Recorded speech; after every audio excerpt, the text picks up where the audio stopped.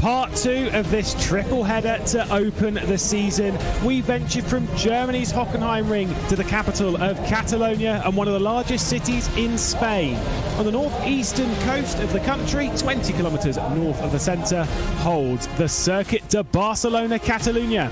The most recently constructed circuit on the calendar, it was opened in 1991 with construction that coincided with many sporting venues in the city, courtesy of hosting the 1992 Olympic Games.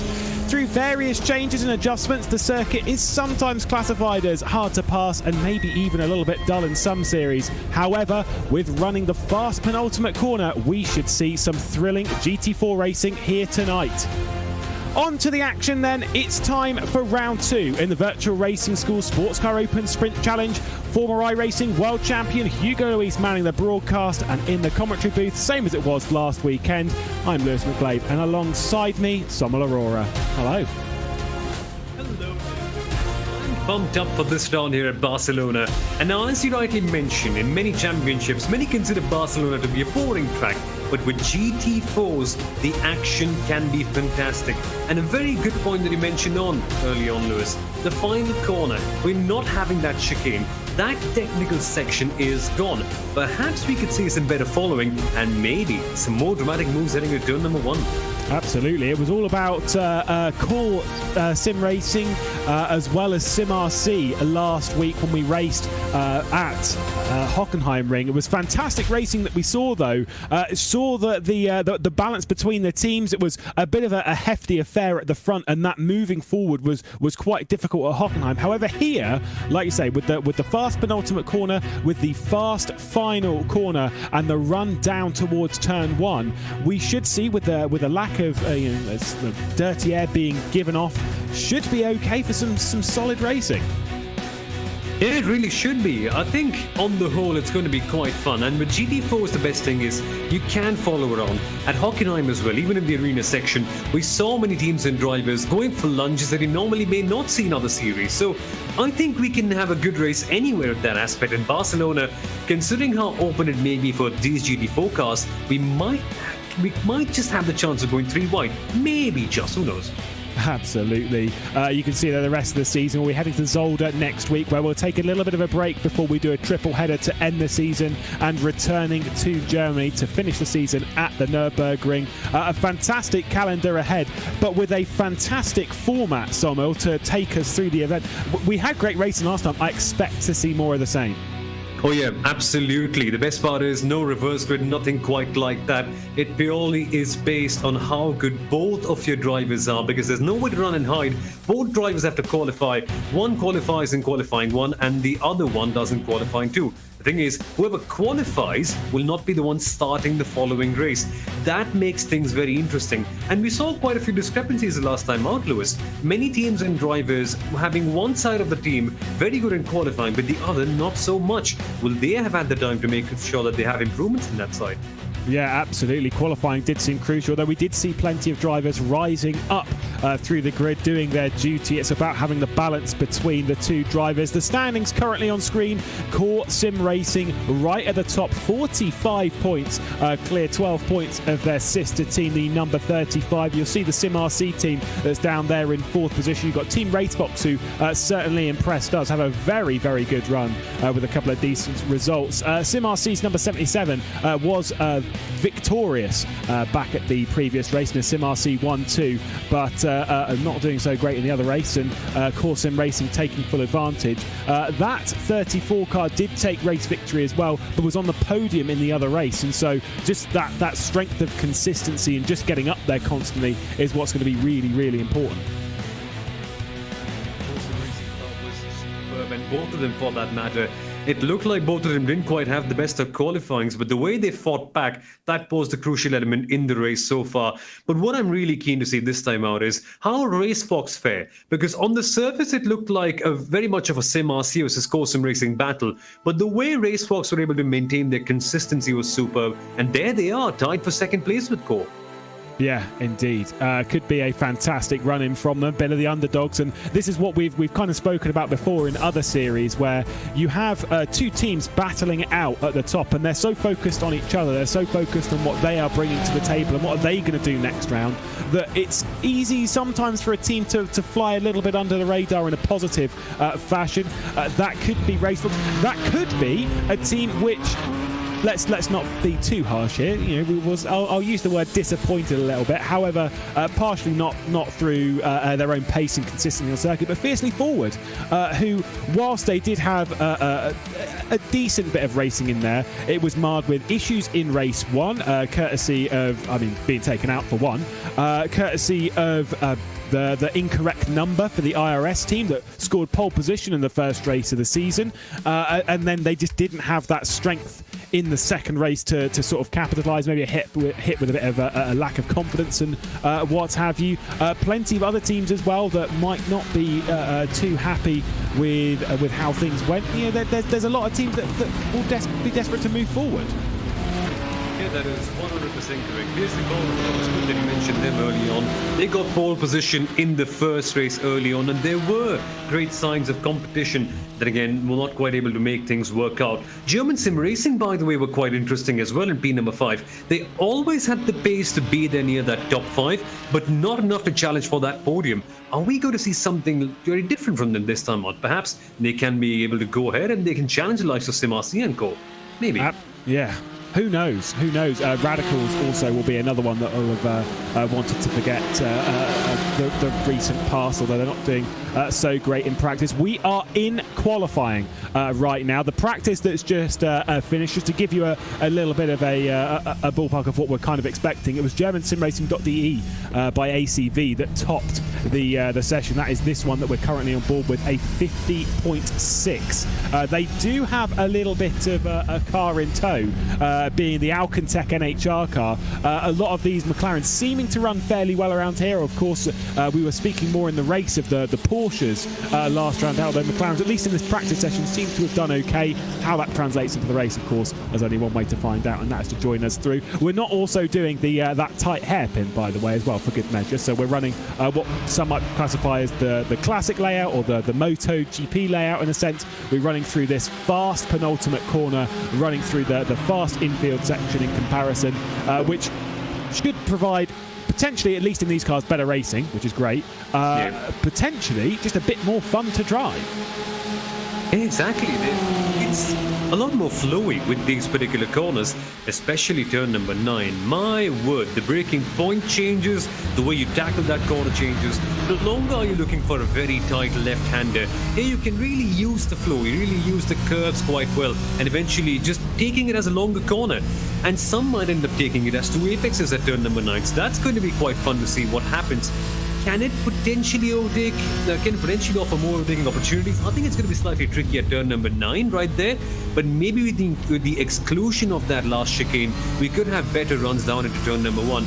So I think it's going to lead to more passes on the straight than turn number 1, considering how good of a run many might have there.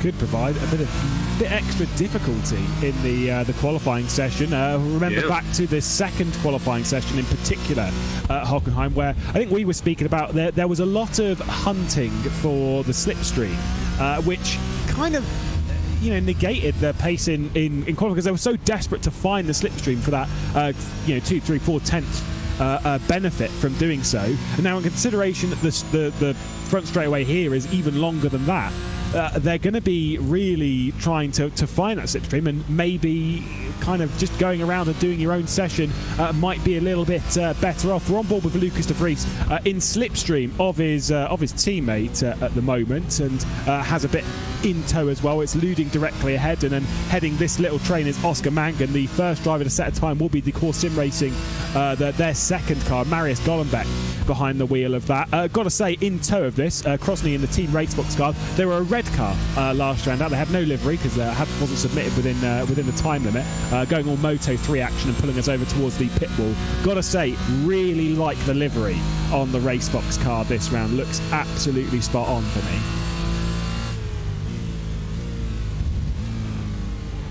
The livery too, especially for the Tricolor team. But It's amazing that RaceSpot's livery just blends in well with all the designs that we've got right here. Wonder how will they blend in this particular round. Because they were not so flashy, if I may say, in Hockenheim, we don't quite have an idea of exactly where they stack up in all senses, but the fact that they were able to rack up so many points quietly just goes to show how good of a team they can be. I just want to see if they can replicate it, if they can do so in rather differing circumstances, because Barcelona, a very different circuit to what Hockenheim was, and that long turn number 9, Lewis, that can really change things up. Yeah, absolutely. It's a very tricky section of the racetrack. We're getting a good look at that livery. It's the wing mirrors that do it for me. Absolutely. Just love a little green highlight. I will say though, with more in talks of this train, Felix Luding, who's the one that's basically the second car in this train, I'd almost say potentially is a little bit too close to the car ahead, and maybe being delayed somewhat in that sense, maybe just being held back and not being able to take the full advantage. Of course, you've got a lot of slipstream from that angle, but it's just not ideal, and you're kind of being put off by the mistakes. However, this is perfect for De Vries, who were on board with, although running a little bit wide there through the third to last corner, and now very much in tow and going into the pit lane and bailing quite late might help the RaceSpot car and move up the position. You see Marius Gollenbeck also in, who was way ahead even of this train. De Vries crossing crosses the line, does take advantage up to fourth. The number 67 though that is at the top of the session, it's the other German simracing.de car, this one being the Hetzner one, so looking pretty good for the McLaren right now. Yeah, interesting stuff, this one. In pre-qualifying, the McLaren was pretty competitive. Not so much in the races the last time out we were there at Hockenheim, but in terms of raw pace, they're always there, and that is fun to see. And my word, that Faisley for Tricolor car. Now it looks like a Tricolor machine, and that car, even though we just got a glimpse of it, was beautiful. Yeah, well, they did say they were going to adjust it, so wow, there we go. It's a bit more like it, gotta say. Yeah. I do approve. But don't get me wrong, I do like the yellow and black. Absolutely fine with that.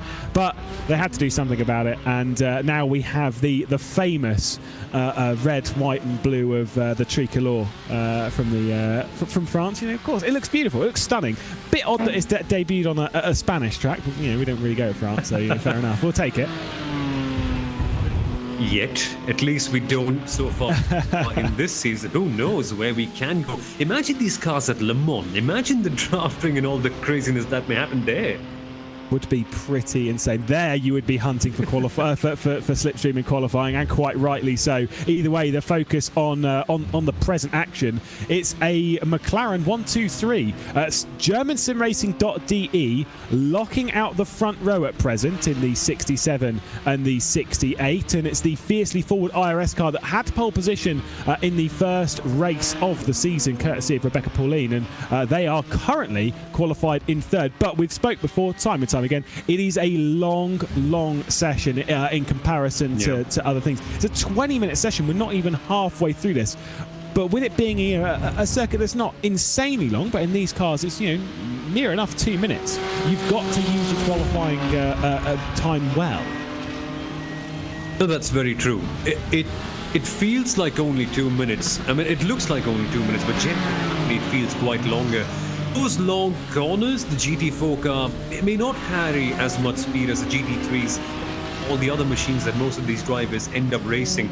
A lot of them, remember, GT4 specialists per se. A lot of them race in GT3 championships, a lot of them in GTE machines. So coming back down to this one and adjusting to the slow speeds in those longer corners might be quite something. And in Hockenheim, we didn't really have many of those longer corners, so this might offer a different challenge altogether. The lap feels longer, so you've got to just stitch it together for a longer period of time and hold down your concentration. And I don't think that concentration should be an issue for them. Many of these are endurance specialists, so that mustn't be a problem. But just holding it together for one hard qualifying lap in a GT4 car that's always slipping away, it's a bit of a challenge, this one. Yeah, absolutely. Really is. And like we've said before, there are some teams that want to bounce back well from the, like I say, for some disappointments in the previous round. Darren Sim Racing, I potentially say they're on that the cusp of that. They didn't have the great, they didn't have a terrible round, but it just certainly wasn't great. It wasn't ideal, and so in that sense, they definitely want to bounce back. I mean, if they can bounce back with a 1-2 on the grid, that's pretty impressive. And you know I'm going to throw out this stat. And yes, I know it is irrelevant because it doesn't necessarily work like that. But I will say, from the Sprint Challenge and the Sprint Masters, because this did carry on into the Saturday, that qualifying in second, it was the team, the car that started in second place in all 4 of the races at Hockenheim was the car that ended up taking the victory. Now, I know that you'd almost be like, oh, well, starting from second then is better. No, clearly not. It was just one of those weird kind of coincidences that comes up. But, we're racing drivers, they're a superstitious bunch. If they're starting to see that pole position maybe isn't all that it seems, well, I don't know, I'm not going to say they're going to avoid going for pole position, but it's an interesting angle to attack it from. Yeah, but I wonder, how do you qualify second in a championship like this one deliberately?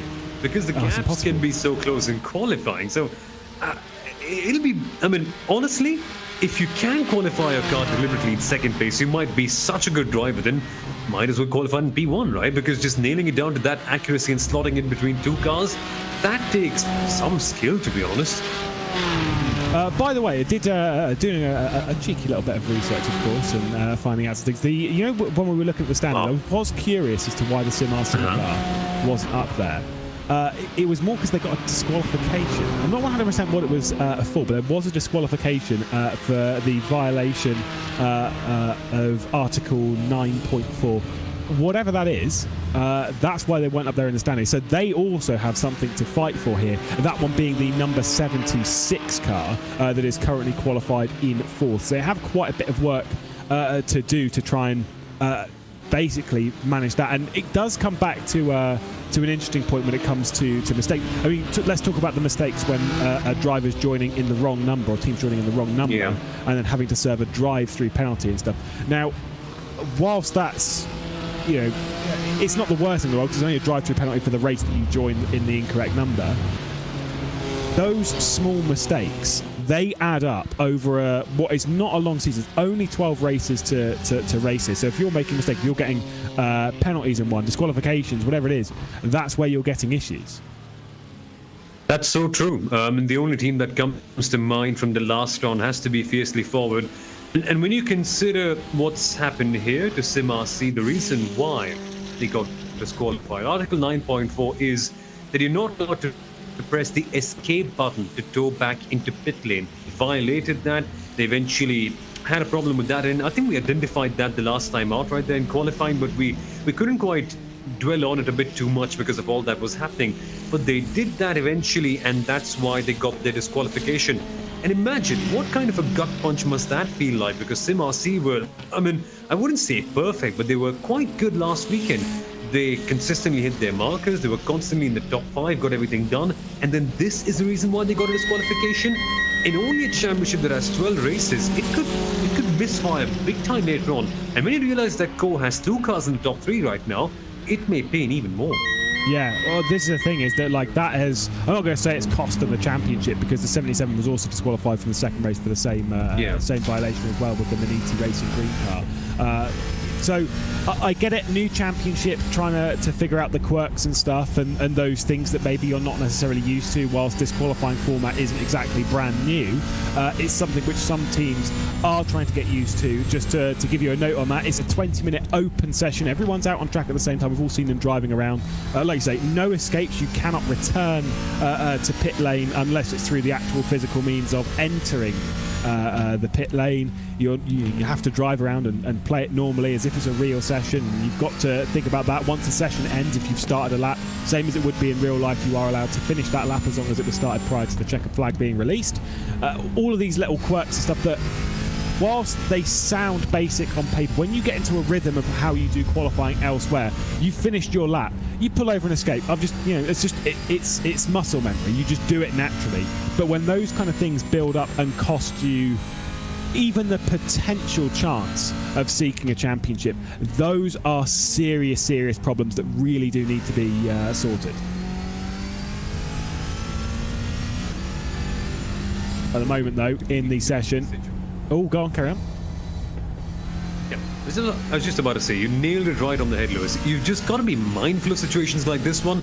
Any times, as you mentioned, muscle memory, rhythm, you're not used to it. Again, many teams sometimes just don't read the regulations properly, and that has to be a big factor to consider in as well. So just being calm, just reading the regulations, getting a good idea of everything and going ahead. But sometimes, as it happens, we end up forgetting a point or two.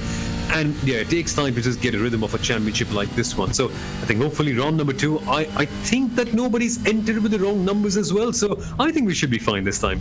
We'll keep our fingers crossed on that one. We will indeed. You never know. Of course, we were a little bit confused because there was I think it was the SimRC, well no, it was the core car that joined in the wrong number because someone else had joined in the wrong number, so they were released from any sort of issue with that. We were confused at the start of the race, being like, hang on, shouldn't they be in? But you know, it's obviously one of those things because you know it's just how the numbers are applied when you join. It was a bit of a sad mistake for this car, actually, of all the fiercely forward IRS cars that's currently on circuit, currently qualified up in 3rd spot, and we're about to start our final few laps of this session. Had just in tow as well the Aztec Sim Sports by Volante, who, whilst the BMW really did seem like a tricky car last round out, does seem a little bit better here. And if there was one team that was wrestling it way above where realistically it should have been, particularly in the second race, it was them in that 27 car. Wonder if we're going to see the same kind of things from them. They've got a great partner to tow from, so could see a good time coming in from that BMW. Yeah, the BMW. We'll see as they'll slipstream their way around, coming out of the first sector and rolling down the hill. Maria Hrushka, who was struggled a little bit in the second race because qualified in the second. So you know, had to start the first race, and then was obviously dealt with the drive-through penalty. Didn't have a terrible start in the first race, but in the second one, like I said, had to do the qualifying because obviously the way it works is one driver does one qualifying, one driver does the second, and struggled a little bit in the second qualifying. Don't get me wrong, it wasn't exactly off of pace, but you can forgive them for lacking a little bit of confidence and you know, struggling to get back into the rhythm after that drive-through penalty that was costly from such a great position. Currently, though, in 3rd spot, that'll be a great bit of recovery. But I'm going to say, at least from this lap that we're currently looking at, I don't know if this is coming in to be a PB lap from the fiercely forward IRS car. But I will say, if it is going to be a PB lap, then the Aztec Sim Sports Volante car is looking pretty strong because, for my money, it has closed up, running wide there. Oh, that's an off track, and that lap, regardless of whether it's being improved on, that is going to be cancelled. So fingers crossed for them that they can get this lap sorted themselves. Yeah, a bit of a tricky one in a situation like this one. Let's see if they have enough in the bank for the final one, though. Yeah, certainly so. By the way, German Sim Racing .de by Hetzner is into the pit lane, so they are not quite done with the session. There is still 2 minutes. They could technically get out, but maybe feeling a little bit comfortable, a 10th and a half clear of their teammates. I will, obviously, you know, conditions do change from session to session. The lap times that we're currently setting are faster than the ones that we set in the practice session prior to this. In practice, as I said earlier, it was the ACV car of the German Sim Racing.de outfit that sets a 50.6, which they have basically done again. It's half a tenth faster, but the Hetzner squad has gone even faster than that and setting a 50.461. Again, I know conditions can improve speed and whatnot if it's cooler. It's a little bit more cloudy, I think, in this session than it was in practice, but it's looking pretty good at the moment for a German Sim Racing. But will it remain the front row lockout that they currently have?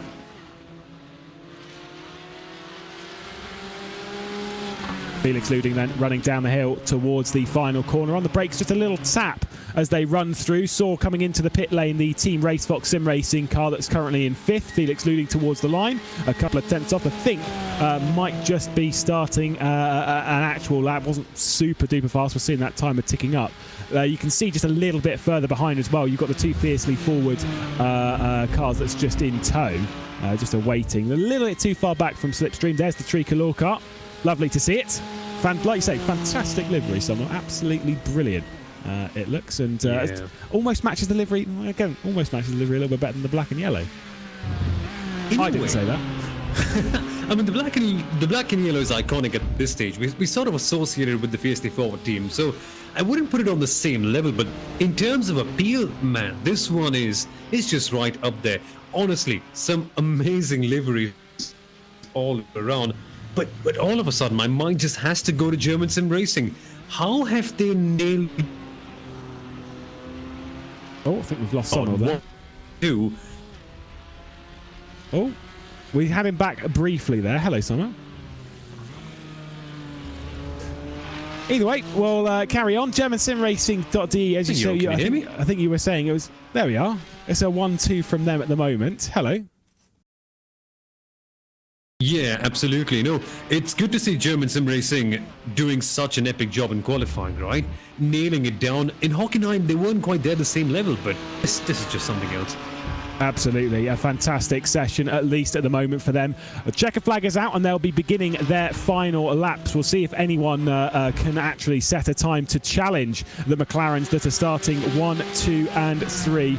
Could be fantastic for them and a great recovery. Felix Luding practicing pit entry, which, by the way, around here, I mean, I know that the Hockenheim pit lane entry is pretty difficult, coming off of the penultimate corner, kind of in a similar way, but just at such a high speed and with a wall to greet you if you mess it up as well. The Barcelona pit entry is pretty tricky itself, entering the pit lane, the tricolor car as well. I don't know how much they can use of the green tarmac on the right hand side, but they are very, very much throwing it in down to pit lane speed. Great to practice that kind of stuff. I wonder if the GSR Hetzner's car will also do the same kind of thing. At the moment, though, looks pretty solid for their pole position. And yet another new pole sitter in the series. Of course, I know we've only had 3 races, but still the form follows. Marius Golombek down in 10th spot and across the line. Let's see what he can do. Currently, as I say, a little bit down the order and certainly would be a little bit disappointed with that. Moves up into 6th. That is fantastic lap towards the end, and Core Sim Racing definitely with potential. Could have needed that one, of course, to continue their championship challenge. At the moment, their other car though down in 11th spot. That certainly won't be good. Although if you check the time gaps, only half a second off. Braden Nash, we're currently riding on board with, and that run down towards the down towards the final corner rather, and into pit lane. Again, smart move to be practicing the pit lane entry right now, because it's so easy. I'm sure we've all been in that boat of driving around, of doing our laps, of you just tick off every lap. You can nail the out lap. That's fine because you've done it 1,000 times. But the moment it's like coming down into pit lane entry, that's where things get a little bit difficult, because if you've not practiced it enough, when it comes to the time in the race, you can't nail it in the same way as others. And if we take, for example, I know everyone had it practiced down to a T last round, but Core Sim Racing, who were so impressive last round, they may need to nail that pit lane sequence after starting down in 11th. We'll have to wait and see, though, Sommel, as... Yeah, like I say, fantastic session from GSR. Exactly. Just stunning all the way around. Incredible qualifying performance that we didn't quite see in Hockenheim. Now, the big question, can they sustain it? Well, let's take a look at the grid. GSR then starting on the front row, the 67 leading the 68. Behind that, fiercely forward, IRS, Rebecca Paulin will be jumping in for the start of the race from 3rd spot. SimRC, Felix Luding from 4th. And then we've got the fiercely forward tricolor car with Core Sim Racing 2 jumping up into 6th spot right at the end of the session. Team RaceSpot Sim Racing in that brand new livery will be from 7th, and the fiercely forward, the 3rd car, starting from 8th. SimRC, Lucas de Vries jumps in and up into 9th spot with the Aztec Sim Sports Volante car. Maybe a little bit disappointed with 10th, but knowing their pace from the previous round and how much they can wrestle that car up the order, I'm sure they'll be eyeing up some more stuff in that BMW. Oscar Mangan, only good enough for 11th. That is not good for our championship leaders down the order. Maniti Racing Green, who did not have a great round last time out, they'll be looking to capitalise from this. Maniti Racing Black and Alcantech NHR with RSR by Primus Engineering starting from 15th spot. There are 2 other cars, being the Radicals Online and Maniti Racing White, who'll be starting from the rear of the grid. But GSR seem, at least from this, in control in the early stages here. But now we switch the drivers out somewhere. We'll get our second drivers in, per se. This is where things are going to get really interesting. Pauline was the faster qualifier. Remember last time out in Hockenheim, she's going to be the one to start out this one. And Leandro Underruti, I'm sorry, he was quite racy in Hockenheim. Watch out for him at the start. He's going to be leading the first GSR car, I'm sorry. Yeah, absolutely. This could be fantastic stuff. Again, it's that slipstream down into turn one that could make things very, very interesting. Jürgen Frank's going to be starting this one in the SimRC 76 car, right in the middle of the order. That could be interesting for them. Not sure how things are going to play out here. If team orders are going to come into the mix, I don't know how they're going to run this one, but they do need to wait until the start zone, Sommel, and going a little bit too early could be cautious. Yeah, exactly. They've got to wait for it, though. I hope that there's no concertina effect later on. That's the main thing.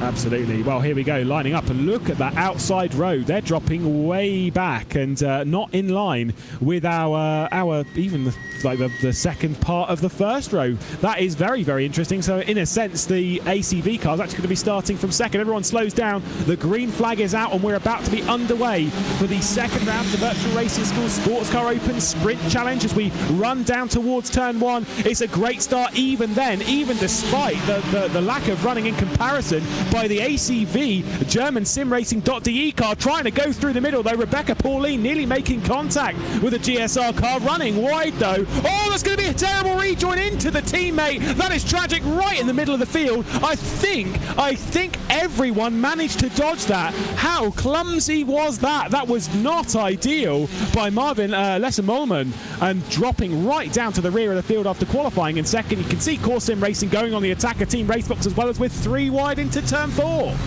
It was that ACV GSR car that got a lightning jump early on, and they missed their braking point. Right now, though, there's a send by SimRC on the RaceSpot team. This is getting close. Yeah, absolutely. This is a little bit dicey in the middle. Certainly not great. The Tricolor car, by the way, jumped up into third spot. So fantastic for them as we're seeing the battling, just jostling for position up and down the order. Got the SimRC that's currently the focus of our attention. There is the Volante Atatec car. Got the pressure on the rear from Maniti Racing in that Porsche. What a chaotic start, and it's just so clumsy between the two teammates into Dive Bomb City. Let's see what's going to happen here. The 78 going to try and make a move. Absolutely sending it into the Maniti car off in the background, and absolutely sent, nearly making contact with his teammate. That was bizarre. That would have been the second time that we had teammates making contact with each other, and that's Rico Wenzel in the Maniti Racing Porsche. Oh my goodness, that could have been far, far worse. But the first time we see side-by-side action in the final corner, this is amazing. Absolutely superb at present. This is exactly what we were kind of expecting, and I get the vibe that especially with the slipstream as we run off the final corner, that we are going to see something very much akin to, like I say, Moto 3, where it's going to be slipstream all the way down into turn 1. We're seeing the side-by-side battle between Core Sim Racing and SimRC, sending it in way too hard. Breaks cold, manages to wrestle it down to the apex, makes contact, and he's going to spin the Core Sim Racing car, who makes contact with their teammate. 3 wide coming through the middle. We've got the Atatec by Volante car. Maniti Racing making it 3 wide. There's going to be contact as they run off the corner. Oh, this is going to end in carnage. I am absolutely sure of that. Backing out of it, though, is the 77 that's driven by Van Putten. Just trying to get out of that. Way too clumsy again down into turn 1 and 2. Contact between the two Core Sim Racing teammates as well. Oh, this is getting a bit chaotic, Sommel. It absolutely is, and it had championship implications written all over it, even in race number 3. Both the Core Sim Racing cars trying to get something beyond SimRC, and did you just see how they got swarmed? Here's a look at this one. Alkin Tech being pushed wide, and my word, hold on to your breaths, guys. Yeah, Radicals Online coming through here and around the outside through turn 9. Nice little move, little bit of contact to open the door, which I don't think Race Control will look on too proudly. Team Racefox, Lucas Gabler, who was very impressive at Hockenheim, going on the attack and getting through on the fiercely forward Tricolor car. But look at the, speaking of fiercely forward, it was a good start from the second row just to sort of play the cards right down into turn 1. Well, there it is. That is about as close as you could possibly see. We're riding on board with the GSI by Hetzner car and looking backwards towards the fiercely forward IRS machine. Team Racefox Sim Racing as well, right involved in the mix. It's 3 for the race lead, and that run down to turn 1. Wow, I think we might see something happen here, Sommel, because in the slipstream and deep in it as well, Rebecca Pauline maybe fancying a move down into turn 1. Is it going to be fought by the GSR car? Antaruti behind the wheel. There's the send to the inside. Rebecca Pauline absolutely flying at the moment and making a move over the sausage curb on the inside, just bouncing it up. Team Racefox as well in the mix as Lucas Gabler fancies his way through to potentially get into second position. It's fiercely forward IRS though who hit the front here at Barcelona, and also Racefox through as well. That is a good move by both of them, and real sneaky there by Racefox. Look at this now, SimRC trying to get something on GSR, and their worries have been compounded by twice as much. There could be a send around the outside for Racefox, you know? Could well be. I think it might be a little bit bold through turn 5 as we run down the hill. This very, very tricky corner. This part of the track I actually really enjoy as you clip apex from apex and just run it out wide, use as much of the track as you possibly can. Avoid that sausage curb too hard. Oh, look at that run though from the Team Racefox car. That is absolutely sensational from Gabler. He's nailed that section, trying to get the move done on the IRS car of fiercely forwards Rebecca Pauline. This is super tight, and once again we are going to see a potential dive. It's got to be the long way around for Gabler, and I'm not necessarily fancying that. Is there going to be contact between the two? No, there is not. There is respect and space given. That is absolutely how it's done. Is there going to be the send again from Gabler? The answer to that is yes, and now it's right-handers all the way home, and I think maybe losing out here will be Rebecca Pauline. That's a bit of a shame, but let's be honest, with the slipstream, it is not done yet. But a smart move right there by Gabler, using the outside line to perfection. Good awareness, knowing where the corners will line up and making his place felt. Now look at this one. It could be a 4-car train. Who knows, maybe SimRC could be the one coming up to P number 2. We've only got to watch out for turn number 1 now.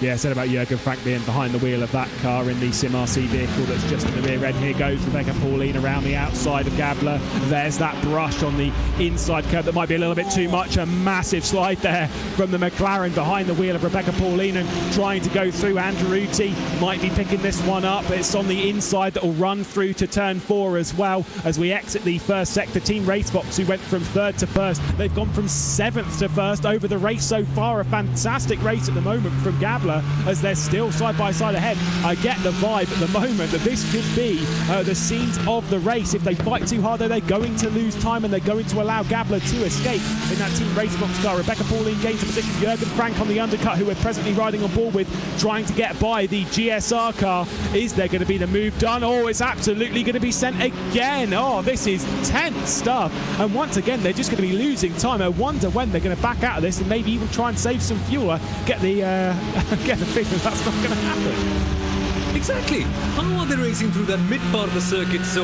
well? Baffles me. We haven't quite seen racing quite like this at that part of the circuit like that. But here comes the dive bomb from Jürgen Frank. Still not making contact, still respecting.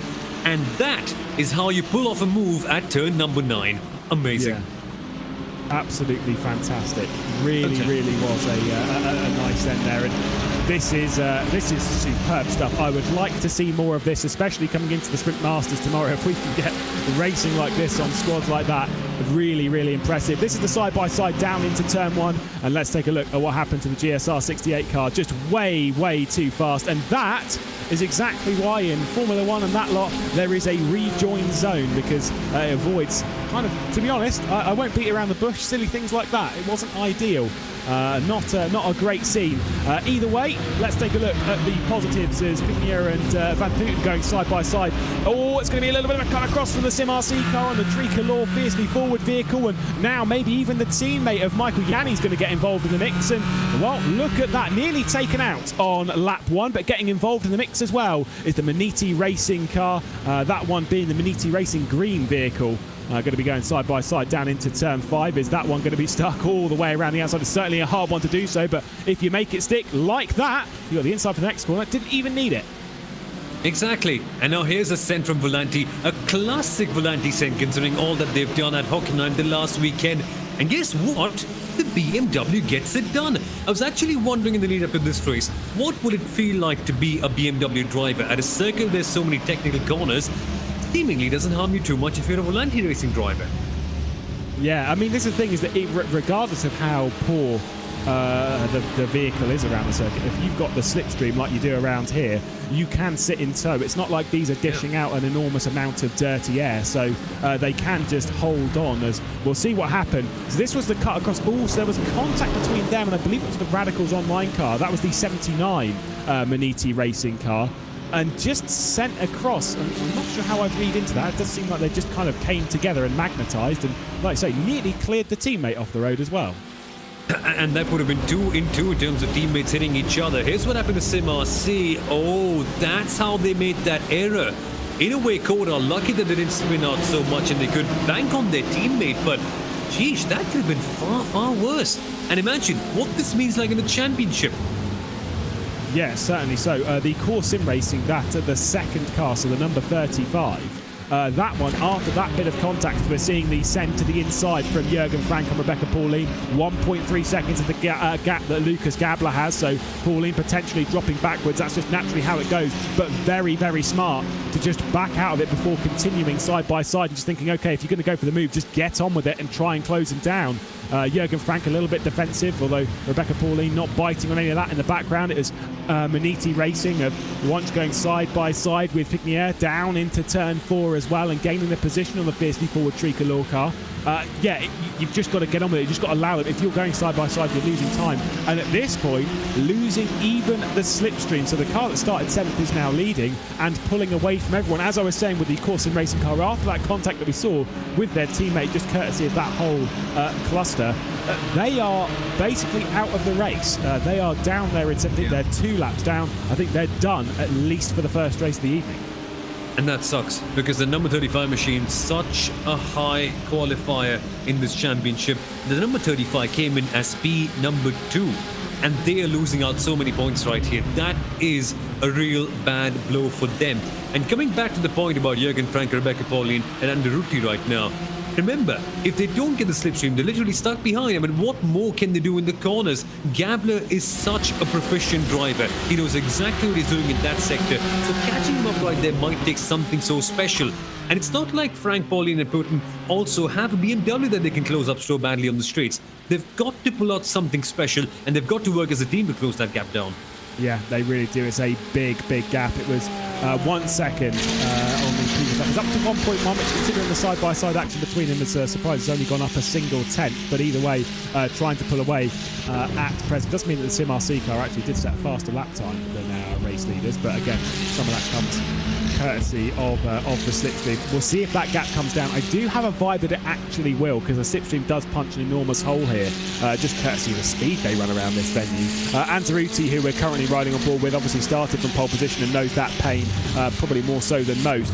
Now closing in on the march forward, the Maniti Racing green car that is in 6th spot. There is the Azatec Sim Sports Volante car that's being dropped down a couple of spots, was up in 7th and nearly dropped down to 8th, and also being just basically forced into errors and maybe dropping down the order by the 2 fiercely forward cars who now go side by side, and Corsim Racing are involved in the mix.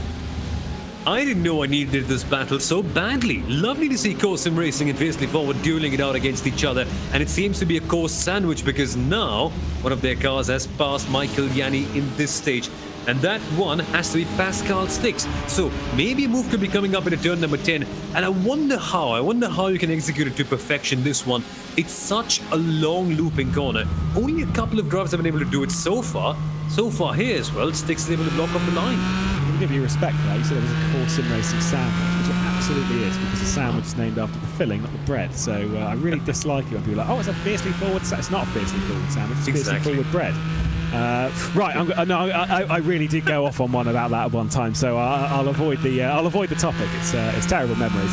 But either way, core sim racing, they need to kind of get on with this. That 34 car, really not in a great spot, and for core sim racing, this race is not going well. Reminder that 34 car is our championship leader, so we've seen these two switch around a couple of times, and seeing once again, is that right? Oh no, sorry, yeah, Van Putten going by on Rebecca Pauline. I was getting very confused then, because Jürgen Frank has already gone down the road, just identical to what we'd seen a couple of laps ago. That's why it was confusing. I thought it was a replay then.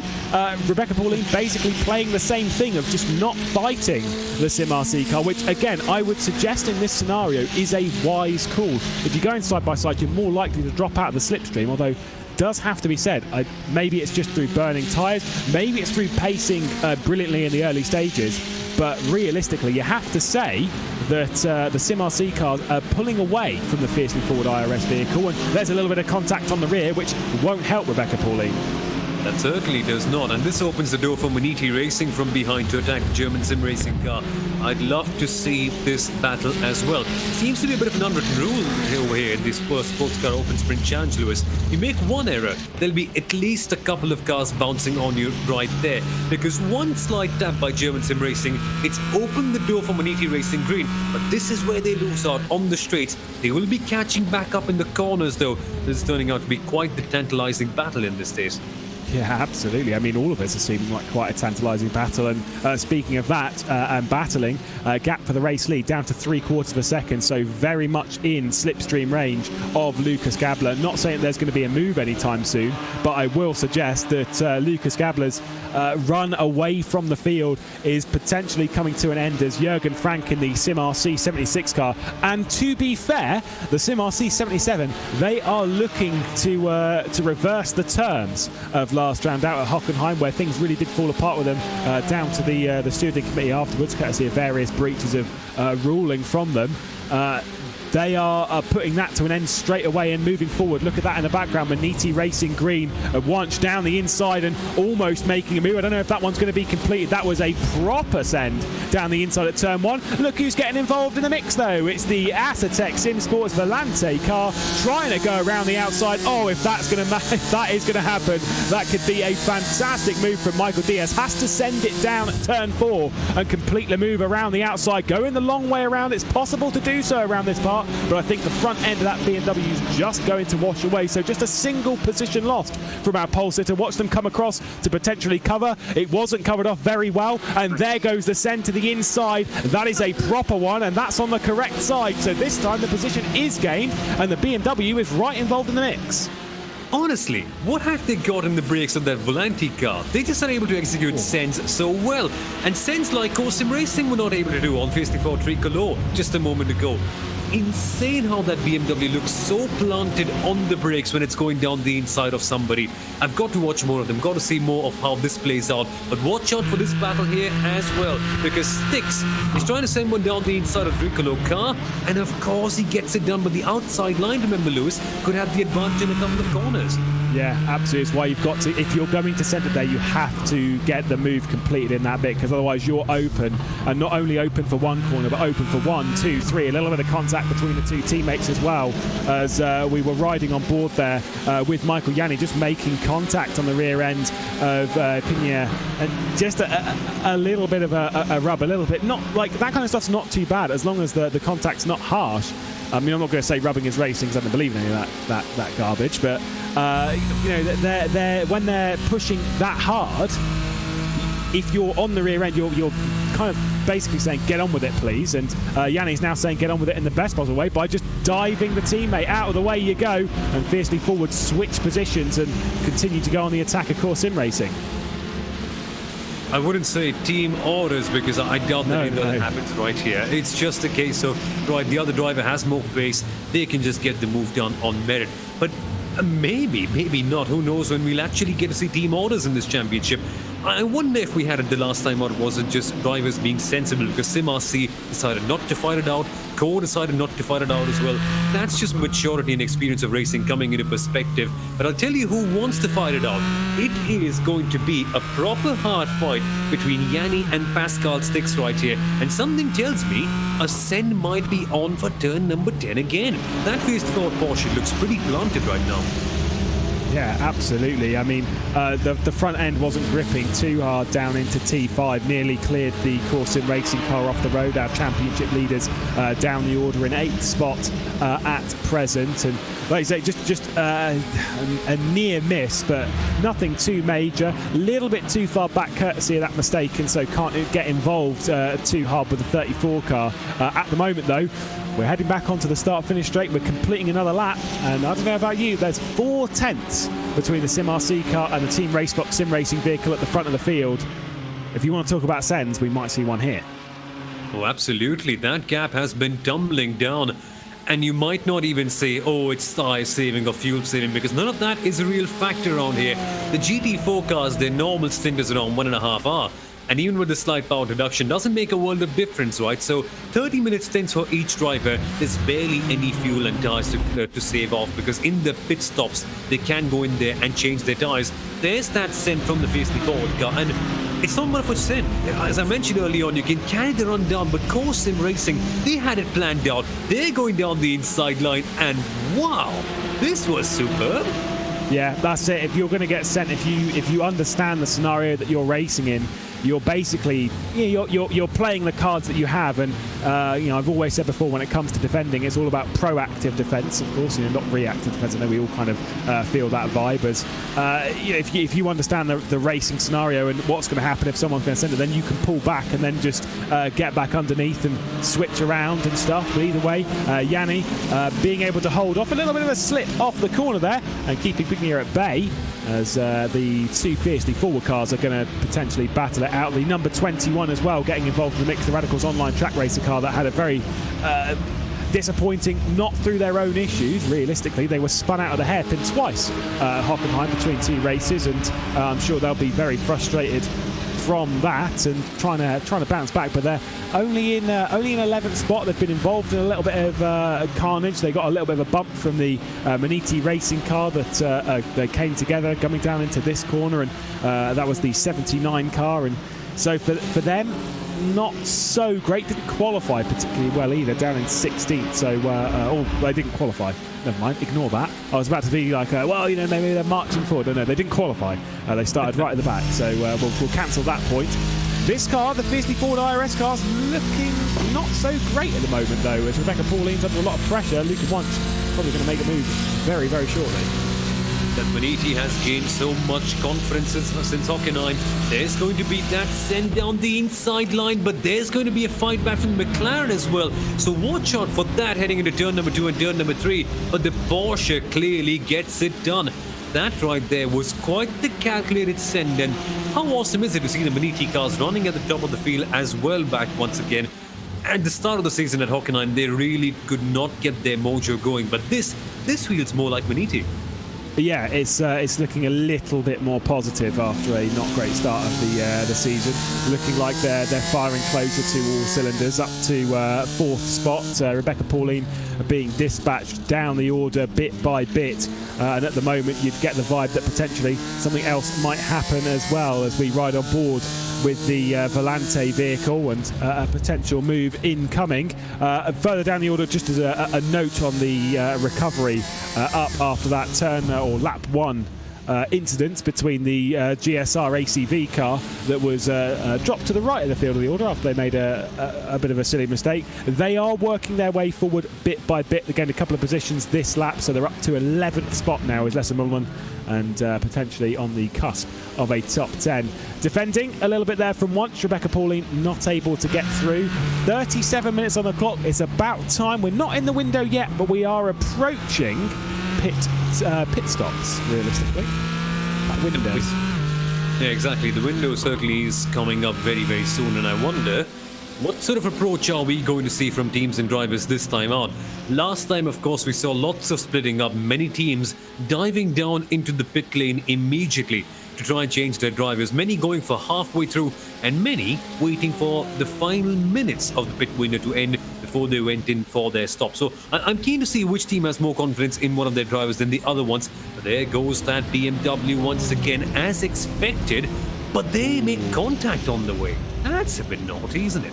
Yeah, I think that might have been, I'd need to take a second look at it because I'm pretty sure that Michael Diaz did hit the apex. Might have been Rebecca Pauline trying to get back in line and not anticipating the BMW to not quite break as intensely as the Porsches that have passed. And here comes the GSR car as well to the inside, might well open the door and dropping backwards and backwards and backwards. Antaruti, our pole sitter from earlier, the McLarens just don't seem to have the race pace. They don't seem to have the consistency in their tyres, in their car, and the ability to fight the Porsches that have gone through, and even the BMW. A bit of a flash of the lights there from Antaruti on the back of Rebecca Pauline. With this being a circuit that's of high tyre wear, realistically, maybe the idea of pitting more closer to the halfway point of the race, so you're kind of negating the tyre issue. Not that these fly through their tyres, but you know, it's still a point that maybe it's something they would be eyeing up to kind of push the stint a little bit longer than you'd want and just pit halfway so you know the tyres are even. Yeah, exactly. That's going to be a major factor, I think, all the way through. It's not as significant as it normally would be in an endurance race, of course, but this is a sprint championship.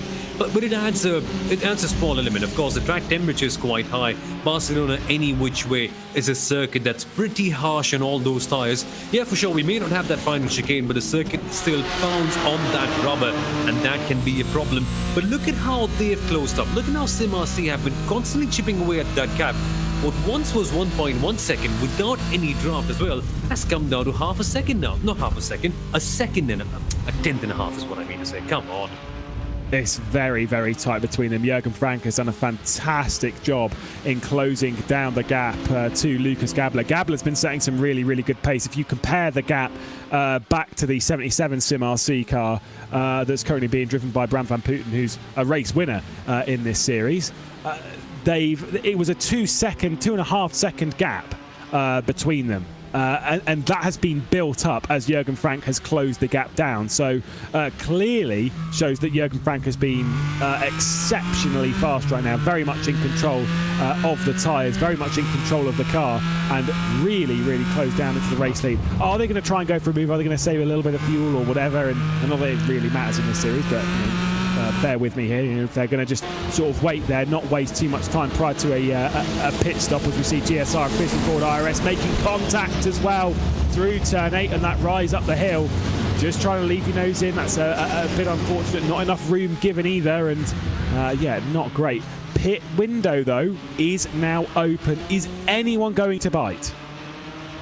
I wonder. I'll have to see what happens with the McLaren. Their pace is quite telling. Something's happened to the GSR car right there. There's a bit of a kerfuffle. Two fiercely forward cars involved. And yes, it's that McLaren that's got back in front. But the big question is, how? Because only a couple of moments ago, they were surfing in the gravel. And there's more contact made too.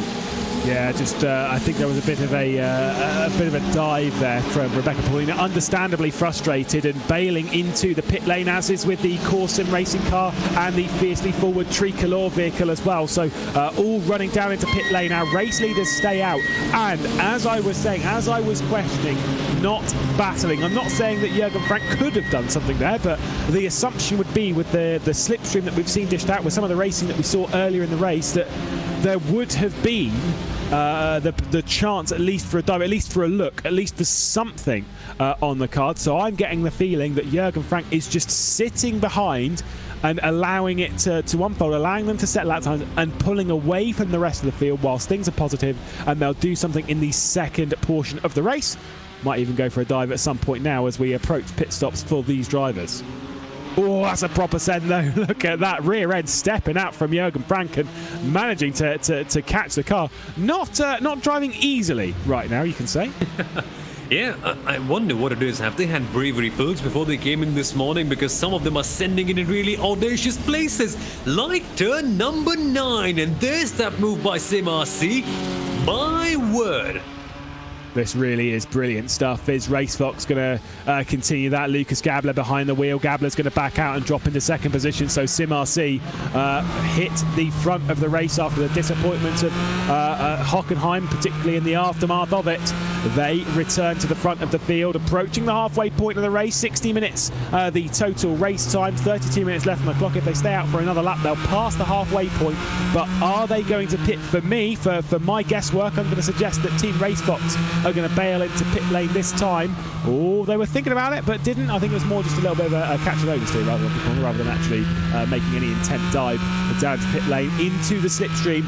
Is there going to be a pass down into turn 1 for Gabler? Going into the pit lane in the background, and Ruti will be the next one in the GSR by Hetzner vehicle that is returning to pit lane. So we'll see how these all unfold when it comes to the spot in pit lane. Still waiting for quite a lot of the teams to come in. You can kind of see by the gap, the fiercely forward IRS car is the first one that has completed a lap, and they're in a close battle with Core Sims Racing's number 34. No move from Team RaceSpot. simracing hold the front. They could be boxing in a couple of laps. The German sim racing team is right in there. And this could well be their chance to make a strong comeback after all that has happened. RaceSpot they're not backing off completely. They're just showing their nose here and there. But they realize that there's more to gain in this situation by sitting back and making sure that both of these teams and drivers can clock in better lap times. And quite a few telling situations, right? Many teams and drivers, Lewis, most of them clocking in the mid-52s or mid-53s or something like that. Late 52s, I mean to say. But quite a few of them, mostly in the McLarens, going just a few tenths slower towards the end of that stint. That could mean a lot towards the end of this race, perhaps. Yeah, we'll say the pace drop-off over the race has actually been quite extreme. They started in the 51s, and now, like you say, right in the high 52s. Oh, this will be a move if it can make stick. I don't think so. I was going to say that was a bit of a ambitious send around the outside from Gabler, but no way through. Fiercely forward IRS out ahead of Core Sim Racing. GSR were the latest ones to come out of pit lane, and they came out in 13th spot. Coming through the penultimate corner and approaching pit lane entry and approaching the halfway point of the race. No one diving in just yet. Notice how the simracing cars, both of them, are staying out wide. From the penultimate corner, are staying out wide, using that sausage curb and then turning in basically on top of the sausage curb. Whereas if you watch Gabler and the Team RaceSpot car, they don't use that sausage curb at all. They avoid it. It's almost as if they're diving to pit lane and then just avoiding that sausage curb and then diving, which would have been more the line that I would have expected teams and drivers would have taken. But clearly the simracing setup on the suspensions working quite nicely to take on the immense pressures of jumping over sausage curbs and stuff at such high speed. Yeah, that's so true, and many teams actually attacking those sausage curbs as well on the run to the corners. I could specifically see Maniti Racing on that final corner just completely going for it, and I was wondering, well, wouldn't that cost you place? Wouldn't that make your car a little bit of a skateboard? But Maniti don't seem to be caring about that. They're really carrying quite the run right there, and it's good to see them getting both of their cars up in the top 10. Of course, the number 80 could be falling back down with the pit stop cycle, but it's still quite a fun thing to see. Right now, with the drivers swapped around, that fiercely forward versus Core battle has been ignited once again. And I have to make a guess on this one. Where do you think they go, Lewis? Where do you think Core makes that move? Is it going to be on the outside, or perhaps maybe a send at that turn 6, turn 8 combination? I'd suggest, I mean, it's going to be a send to the inside. It's just whereabouts. I'm getting the vibe that it may well be down to the inside at some point, potentially down at turn 1 is where I would suggest. I know it sounds like a long way off and there wasn't a move this time, but it's where, respectfully, that car has been passed a lot. I was going to say Rebecca Pauline has been passed quite a lot. Yeah, let's just go with that car. Rishka behind the wheel right now. No dive at present. Driver swaps active, and Team RaceSpot, they're biting. They're coming down pit lane, so they have bailed from that battle group. Lucas Gabler will be jumping out of the car. That is a brave early call. Kevin Crosney, who did the qualifying, will be jumping in. Qualified in 7th spot, but now has to go slightly better than that as they're battling it out with some of the heavyweights, trying to go for a sim racing victory here in the Sports Car Open Sprint Challenge with VRS. And a little bit of a dive there, a little bit of an attempt, but no way through. There is the dive though. Whoa, up and under, back to the inside. Oscar Mangan wasn't impressed with some of the racing earlier. Gets that move done. That was mighty. Pulled out the dummy of Marie Rushka. That one was quite superb. A bit of a special move, this one, because Oscar Mangan first looked at the outside, then swooped past down the inside line. That is again how you get your moves done. I think it's something with this course and racing car here today. This one has made 2 stunning moves at turn number 10. We've just got to sit back and learn how to do that right there, because that was mighty clean. But there's a battle going on in the lower part of the field, and yeah, one might wonder, it's a lower part of the field battle. It doesn't matter as much, really, when you're in the car. It does. And that's RSR Esports by Primus Engineering battling it out against the BMW Miniti. But look at this one here as well. The forward car is coming closer too in the McLaren. Yeah, they wouldn't have been too happy about the send that Oscar Mangan put on them, and so they'll try and respond. A reminder as well, by the way, whilst we're in the pit stop sequence, I know there's a lot going on. We're at the final point, by the way, they can come in. They'll be pitting this time by all of the teams, and we'll watch how close it is. Everyone sat at home, you have something that you could also win from this, that VRS and Lego are giving away a Lego Technic Porsche 911 RSR per race weekend and VRS DFP wheelbase at the end of the season. You can head to giveaway.sportscaropen.com to get yourselves involved in the mix. Into the pit lane comes our race leader, the number 76. The 77 will also follow, as will the 55 and the 80. Pit stop window closes on the 25th minute of the race, and bearing in mind it's nearly 2 minutes for a lap around here, understandable that they'll be coming in this time by. Curious to see them pushing it to the end of that window. I don't know about you, but I get the vibe that this might cost SimRC the lead of the race, considering how much slower they were running. Team RaceSpot could be heading back to the front. Got to wait and watch. Barcelona, bit of a tire killer this one. And even though GT4s take a little bit longer to warm up, considering it's Barcelona, considering the track surfaces are quite hot, we've only got to wait and watch about where they come out. But that certainly does not help, Lewis. Look, this is looking good for Racebox. This is looking pretty good. They're carrying all that speed down. It could be covered off down at turn 1. Oh, I think it might just be enough for SimRC. Let's take a look. Getting those tyres up to temperature. Crosney behind the wheel and not able to do anything. So, wow, that was it must have been some very, very impressive laps from Jürgen Frank towards the end of the stint. And Felix Luding, who is currently behind the wheel now of the 76 car, heading the field as the pit stop window is now closed. On board with Crosney, now has to do the work to try and get by. And this is going to be quite the interesting battle. Remember, Crosney going 1 lap longer. Yeah, it's not going to have a major impact on their tyres. I know that's going to be one thing. But Crosney, well, his tyres might have been warmed up slightly early on. Remember, these are not GT3s. These tyres take slightly longer to warm up, and that might be the defining factor. Thomas Veers has gone for a spin. Thomas Veers has gone for a spin for Miniti Racing Green, dropping down the order. That is a shame. After doing quite a good job, was trying to apply pressure. Just caught that out of the corner mile as well. Was on the back of Caraballo, running down into turn 5 and just kind of lost it on the rear and dropped down the order. Well, Crosney, we wonder if he's going to go on the attack. Tyres cold and whatnot on Felix Luding's car, as well as driving hands as well being a little bit cold and not being involved in the race until this very point, and bit fresher at least on a lap. And Crosney is on the attack, trying to go for the up and under and get it to the inside. There's a little bit of contact between the two as it was being closed off by Felix Luding. This battle is absolutely on. Could we be seeing a SimRC 1-2? Well, I think Racefox, we were saying they were going to play the card of the underdog. They wanted to get involved. They certainly are getting involved. Making contact with the RaceFox team. This could lose them a little bit of time. And what's this? Oh, it's a slowdown. Is that a slowdown penalty of some sort? I wonder what it is. Bit of a strange one for them not going for the draft. And, well, this has to be a slowdown, isn't it? Must have been. Absolutely must 100% have been a slowdown. And so, in a sense, now they are relying on the SimRC teammate of Felix Luding, that one being De Vries, to drag them back up. Ooh, costly mistake. Very, very costly. For the second time this season, though, and hopefully they'll keep it on track this time, could be a SimRC 1-2. They are presently running in it with 23 minutes left in the race. I know Krosny will say something about that. I know they're a long way off as well, but let's be honest, the Aztec Sim Sports Volante racing car might say something about that. Up to 4th spot from 10th. What a race they're having.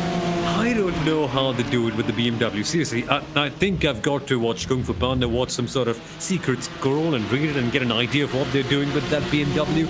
Honestly, it's not supposed to be there. It's not a very comfortable car to drive all the way through in terms of the BOP and all as well. So it's a bit of a surprising one to see them right there. Again, there's a bit of a gap between them and this leading pack, but still, P4, P10, the way they've recovered, mind-blowing stuff. But coming back to Krosny, I suppose it's a bit poetic that they have to do what SimRC did to them 20 minutes ago. Come back with a clear fight back, use the draft advantage and get something on them. Oh. And there's the slowdown. That's why. Fine margins. It is fine margins, but you can see how much further across Krosny is than Felix Luding, and that's where the penalty would have come from. Would have known that immediately as soon as it pops up. To be fair, as soon as you turned in, you'd be like, oh god, well there it is. Now, what does he do? Does Krosny sit on the back of De Vries, or did he try and make the move? For me, for the slipstream, for the pace, for the difference, for trying to get involved in the mix, I think potentially has to go through. You can see that gap's already increased. It's 1.3 seconds between Luding and De Vries. It was a second on the previous lap, so Felix Luding very much in control. I mean, yeah, like I say, fine margins, but a costly mistake regardless, and they will have known that was there from practice. I'm absolutely sure of that. Yeah, exactly. Yeah. But it's a bit of a crazy one about how, in your pursuit to find a couple of tenths more here and there, you might end up making a mistake that costs you a second. And honestly, it couldn't have come at a worse place. Right at the start of the longest straight on the entire circuit, right at the start of the best overtaking zone on the entire circuit, just does not help out in any which way whatsoever. And just getting back into the right frame of mind, right, just recovering back in can be quite the challenge. But this is what that team is made of. Trying to find how can they overcome this challenge in a situation like this one. Pace-wise, I think they're very similar to SimRC, but they've got to pull out the rabbit from their hat. Got to bring in something special here.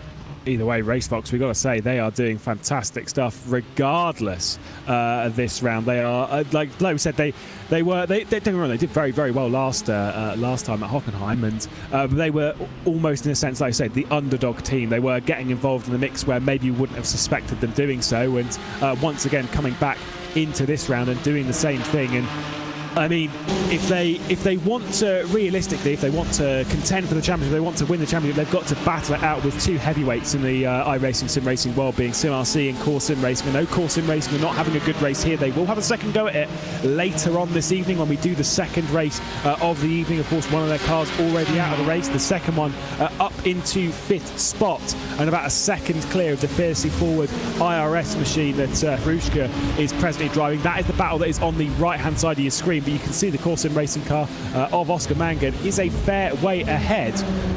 It's the GSR Hetzner car that started from pole position that is trying to apply pressure. My fear with these McLarens, though, is that they need to get it done in the early stages, because it does just seem as though they burn through their tyres a little bit more than the Porsches and even the BMW as well. There's that, exactly. And later on in the stints, we saw in the first one as well that the McLaren just ends up having a bit of a drop-off in relation to all the other cars. Is it tyre drop-off that we're talking about right here? Is it driver-related? We've got to wait and watch and try and find those answers out by comparing it with this race and then the next one too. But clearly, something wasn't working out for most of the McLarens in the first stint, many of them going up towards the 153s, an area not really reached by most teams. So we've got to watch out for that in the final 10-odd minutes. This is really going to be a very telling time. Yeah, you can see there on the leaderboard on the left-hand side, the tower. It's Porsches up there. Naturally, as we were expecting, the Porsches are very, very good, particularly in the race. But the BMW doing exceptionally well, as they did in the previous round. They only have one car to base them off, that being the Maniti Racing white car, who have not had the greatest race, and it's just been through things falling apart. They weren't particularly on pace back at Hockenheimring either. But then you could see the McLarens, bearing in mind that it was a 1-2-3 in qualifying for McLaren. They are like, as not that, you know, in a sense, if you've picked the McLaren, if you're driving in the McLaren right now, you're going to be disappointed with how things are unfolding for you. But the thing is I've always said this: if you're struggling, I at least want to see that there is a reason why we're struggling, and the reason why the McLarens are struggling is they're just not quite there in the race. Now, the reason I say that is that at least they have a question to ask and then find the answer to. Right? There is a path to go. It's not as if they're driving a car with the two GSR cars switch positions at quite a bit racy between the two. But I mean, I think we've all had it in sim racing where we've driven a car, you've gone, that actually feels really good, it's nicely planted, it's balanced, it's slow. Why is it slow? And it's finding those answers where there isn't really a question. That's the difficult thing. But they have questions right now, which is good. It sort of brings out the best performance within you. The moment you start to question, the moment you start to understand maybe what's going wrong, is it something with the car, is it something with my driving style that really is the issue? And that's the best part you like to see. If anything, if you may not be able to find the answer with the car, at least you're able to dig down deeper, find a better version of yourself as a driver, and that can be quite rewarding to see. But I wonder what it is. In terms of raw pace, honestly, we ended up seeing a lot of the McLarens up at the top. German Sim Racing were right there. Facely forward with the IRS machine were right there. The long run pace really is where it seems to drop off. And maybe that's the reason why we don't end up seeing the McLarens picked in endurance races as well. An alarmingly low pick rate in the Creventic Endurance Series recently too that we had in Hockenheim. So maybe that could be the trend. Maybe not really helped out by the balance of performance. But again, iRacing keeps updating things. The race controller at Sports Car Open also very proactive, and they constantly keep on making changes. But really, what more can you do? The Porsche has been clamped down by 30 kilos worth of balance, and still this is the result we see here. Yeah, kind of. Like we say, the thing is, it's not the it's not the pace necessarily, the actual core pace of the vehicle that's the problem in the McLaren's case. It's just its race pace that seems to be a bit of a problem, where it just seems to lack it, and that could be for a whole number of reasons. That could be down to even setup of the teams, and for me, you can't BOP a car if down to driving ability and down to setup. It has to be BOP to the car itself, and it's quite a tricky one when it's on pace in qualifying and it's lacking pace in the race, because then what you'd have to do is, if you go, right, okay, let's focus on making it race pace the same kind of speed as the Porsche, then you're giving them a huge advantage in qualifying, and then you've got that to deal with, and it's where being on the receiving end of BOP is hard work constantly.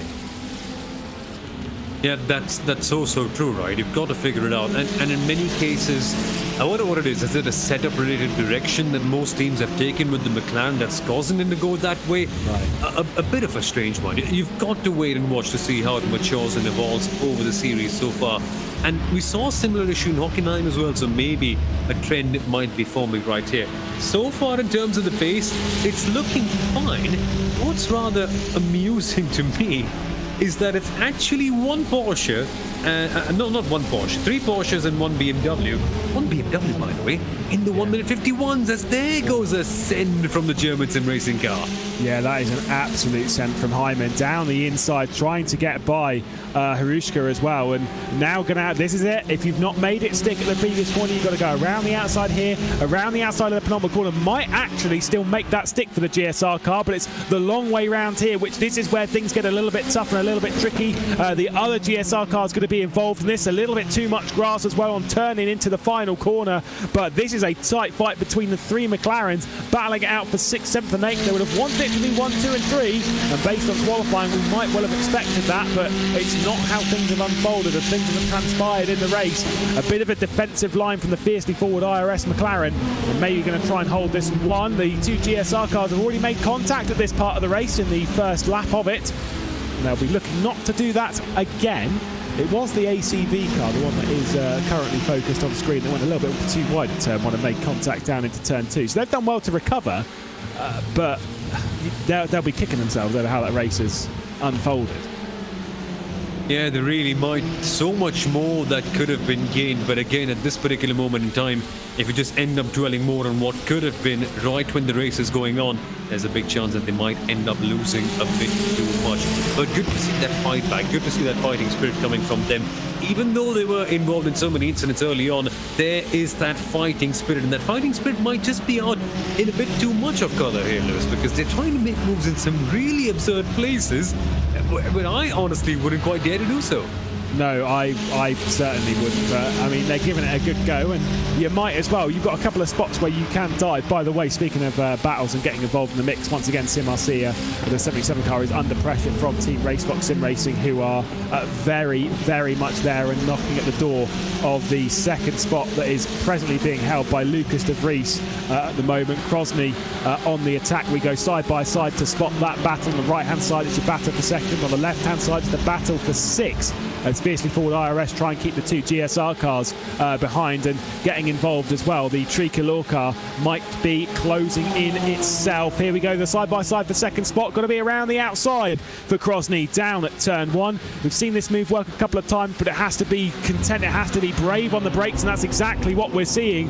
But sending it in, throwing it through, not enough turning, not enough bite on the front end from the Racebox car. And once again, hanging onto the spot is the 77. The Maniti Racing white BMW is now classified as out of the race. Not 100% sure what has happened there. And the battle for six continues. And it's still turning out to be quite a fun one. And now I think we can probably call it a German sim racing sandwich, because there's two fiercely forward cars right on the outside, and now a couple of German sim racing cars right down in the middle. Speaking of middle, that's not the line that German sim racing were looking to take. They were trying for something around the outside. But again, the fact that there are three McLarens in this one sort of negates out that car advantage. And there goes a send. No rubbing of carbon fibers so far, which is encouraging. There could be a lunge coming up for ours. That would have been a huge send by Christopher Hyman to get that one down the inside of Harushka, but that's what we've seen. I've seen this a couple of times from the fiercely forward IRS car. He's coming through turn 8 and the rise up the hill, using a bit too much of the curbing on the right-hand side as they drive up there, and it just slows them, it just delays them off the corner, and it effectively opens the door for a move into 9 and a move down into 10, which I think is exactly what we're going to see. We've seen this attempt before, running a little bit wider. There is a little bit of a brush to complete the move, and once again trying to push them out, push them away from the corner. Now has to go around the outside through the final section, and again it's outside all the way to the completion of the lap from this point. I don't think too happy with that was fiercely forward, as they're trying to once again squeeze their way through. The two GSR cars are pretty close. The Tricolor cars right behind. The fiercely forward 53 as well will be involved in the mix in very much a short time. Way too wide is the Hetzner car riding on board with the Tricolor, and all in the slipstream on that run down into turn 1. Do the GSR cars fight? There's a bit of a flash of the lights from Hyman. Maybe a little bit disappointed with the losing out, and absolutely sending it down into turn 1, as is the Tricolor car. They're close. The Tricolor car has made the move stick, but Hyman has not, and as well in the mix, there goes through the fiercely forward 53. That is a brilliant send and a brilliant involvement into the mix. It's still tight between these two. Very much so, and there goes that lunge again from the German sim racing car, but the McLaren blocking it off quite well, the fiercely forward one I mean to say, but the comeback and the cutback is quite strong. Amazing battling this one. Here we go then, so this is another side-by-side moment. The Tricolor car finally has the edge on this one. Maybe they could get this one as well. Yeah, absolutely. This could be looking very good for fiercely forward, who are getting back involved with this. Once again, a look to the inside from Hyman, and Maxime Mariette is now involved in the Tricolor car. And like you say, the fiercely forward 53 is also there. Things could be looking very good for them. The delays between the McLarens are allowing the Porsches to come back into the mix. Once again, a little bit slow, you'd have to say, off of turn 9 was Harushka. There's the look to the inside. That is surely not going to work. I mean, credit for ambition, but it means nothing on the racetrack. Exactly, unless you can make it work cleanly. Here's the replay, and quite the replay this one was. The Tricolor car really finding the guts, making contact eventually, but that can I say? The German sim racing car hasn't been a stranger to contact at turn number 1 today, unfortunately. No, certainly hasn't. Been involved in the mix, we can say. Off of the final corner, 8 minutes 20 seconds left of this race, but once again there is a reminder that there is a second race to follow this, so I'm pretty sure if the racing continues like this, we are definitely losing our voices tonight, because it is absolutely fantastic. No move this time by, but there certainly was a look from Hyman. A little bit too far off the rear end was Mariette as well, so no way through, and we rise up the hill through turn 1. It is actually a very, very steep climb.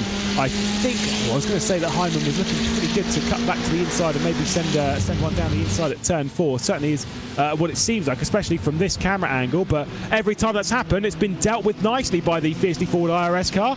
Well, I'm not sure this time it was quite as much, as they do manage to dispatch the GSR car. They do manage to keep them at bay, the outside line through turn 4. Let's make a note of that, because it seems pretty tasty, and managing to hang on once again. Absolutely. Good blocking by Marie Rushka, feeling a lot more confident in the car this weekend. And I wonder if it's all fiercely forward thing, this one, because they seemingly have been climbing up in terms of the pace a lot in this second stint. So that could be a big giveaway of what to expect in the next one as well. But here comes GSR. Again, do they go for the outside of the inside line? The inside might work temporarily, but fiercely forward might have the edge later on.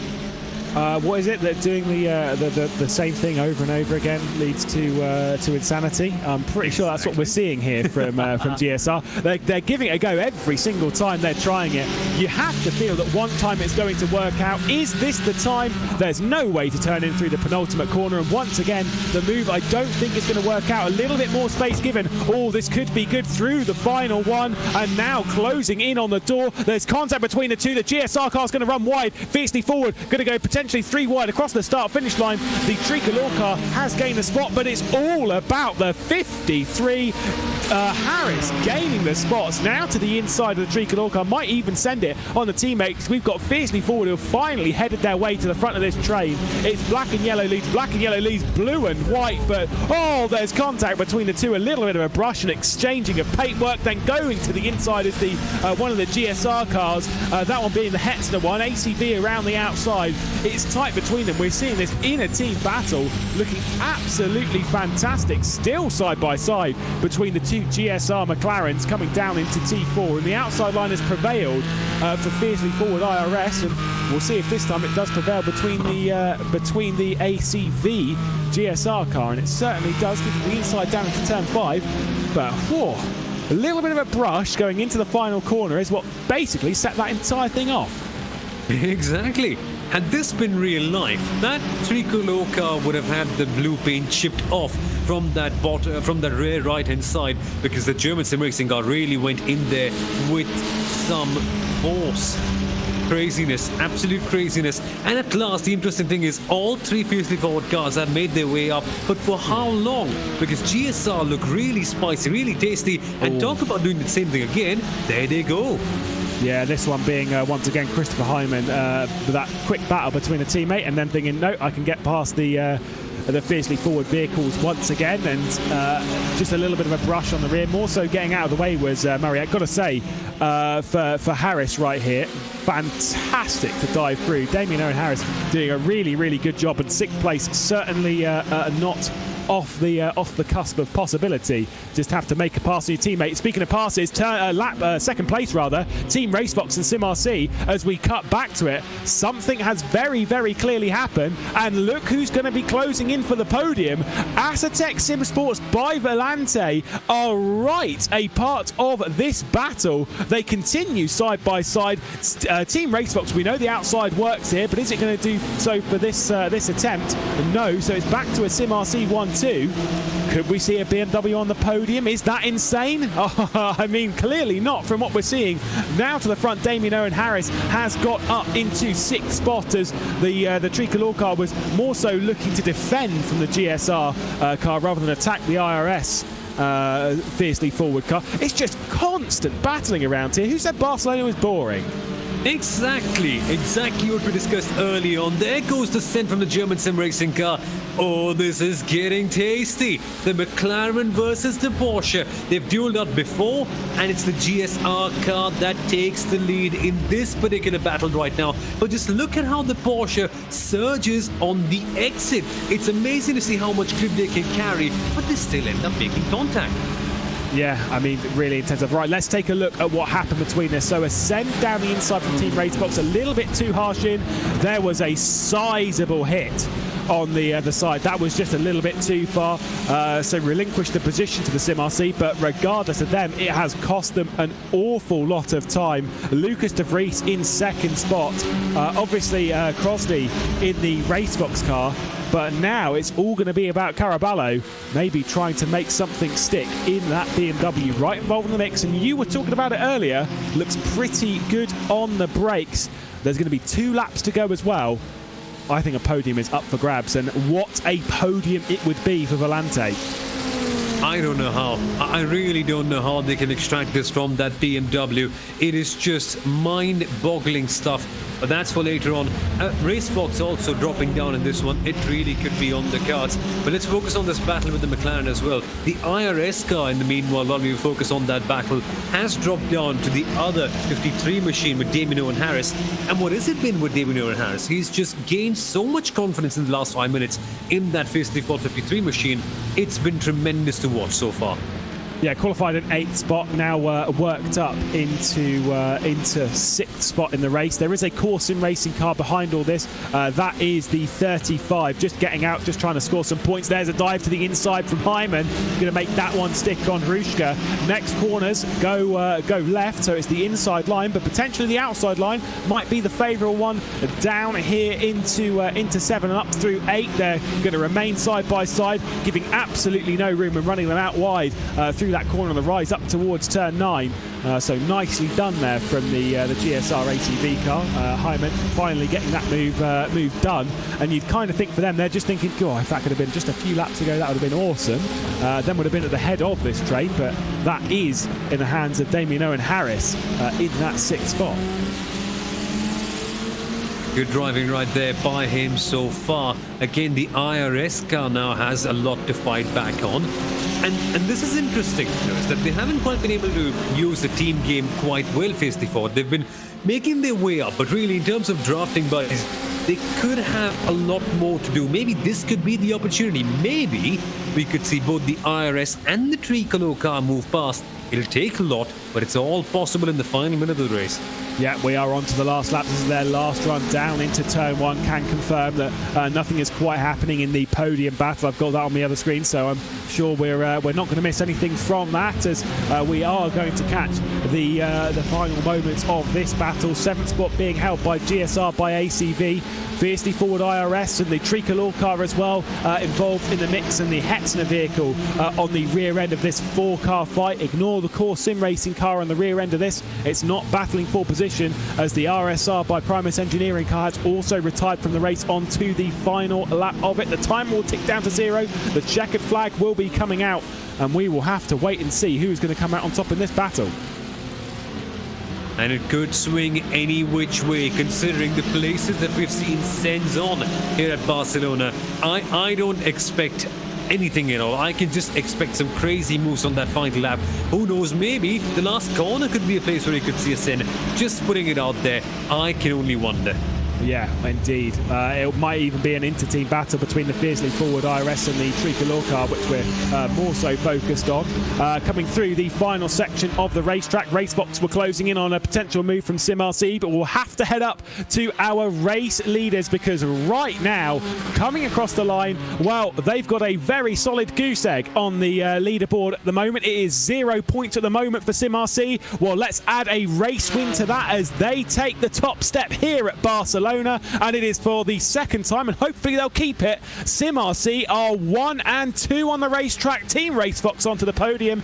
Big shout out to Aztec Sim Sports by Volante.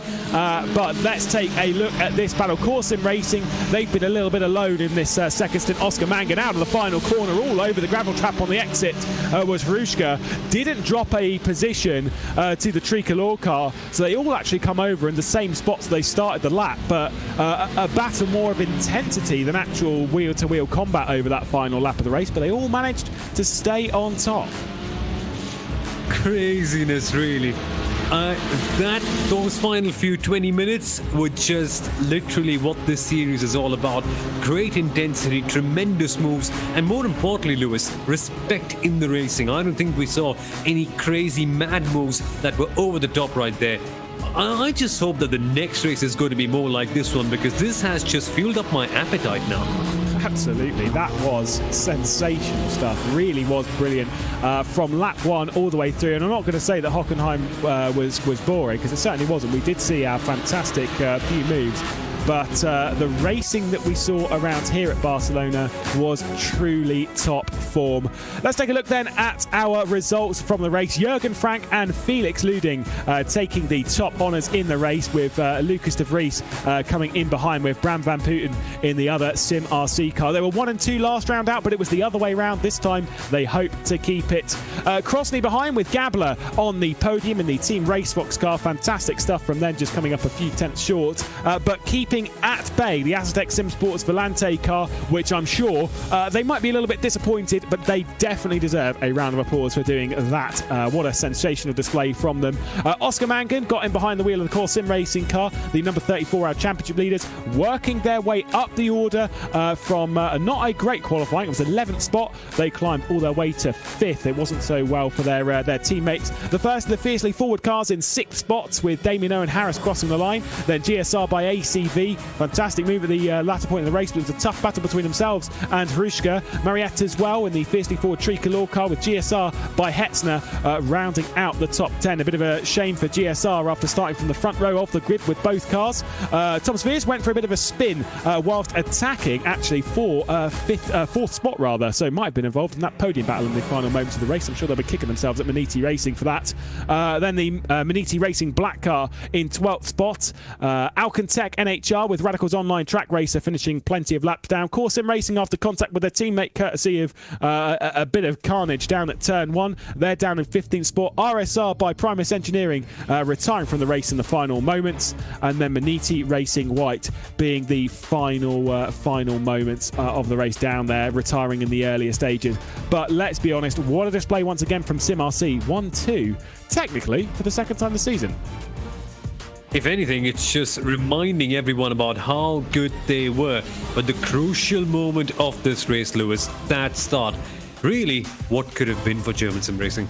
Yeah, it really was. That run down into turn 1. Bit of a flash of the lights there from Rebecca Pauline behind the wheel of the fiercely forward IRS car. It was 3 wide down into turn 1, but keep your eye on the 68. Running wide at the first corner and then rejoining straight into the side of your teammate, and somehow managed to avoid everyone going around. Smart heads up driving, a little bit of off track in the background as well for good measure. Then this happened as well later in lap 1. Contact between the Radicals Online and Maniti Racing car, and nearly making contact with the number 78 Maniti Racing car that was doing quite well in the latter stage of the race. They managed to continue on and finish just a position shy of their teammates, but we were all focused on these battles higher up the order. For SimRC, it didn't start out so great. They were down in the mid-pack of the order, trying to battle their way through championship rivals Sim Racing. It was tight fights between them. It would all come down to tears at turn 1 for the 35 car that was on the inside here. Bit of a dive then, once again, from the fiercely forward IRS car. Rebecca Pauline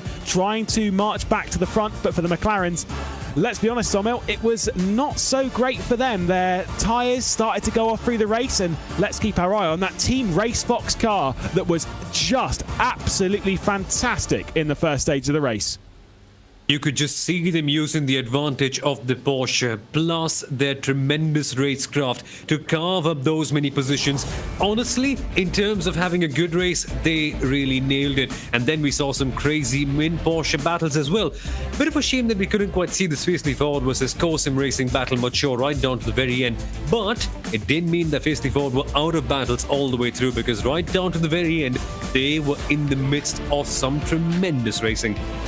Yeah, Corsim Racing doing very, very well to do well with their championship lead, just trying to score some decent points here whilst being involved in the mid-pack. This was the battle that took our eyes over the final moments of the race. Hyman and Harushka coming to contact a couple of times and dropping off speed-wise, but the battle would continue. The second GSR car would join the effort, and it was constant sense. I mean, this one, we could see replays galore of it, because there were plenty of times this happened in the race. A dive down into turn 10 around the outside through the final few corners. It didn't work out, but eventually there was contact down to the final corner that allowed their teammate to get involved in the mix as well. The Tricolor car with that absolute send. Stunning stuff from Mariette. Absolutely beautiful. Allowed Damien Owen Harris into the mix, and that may have been the demise of the Tricolor car, because Damien Owen Harris's late run pace was absolutely fantastic. The outside move at turn 4 was a constant reminder that the run around the outside of various corners at this venue is one that can work out in potential positive fashion. And there was one team that was showing it off better than anyone else, and that was the Fiercely Forward IRS car. The Tricolor back involved in the mix, and this battle would just continue on and on and on, Samuel.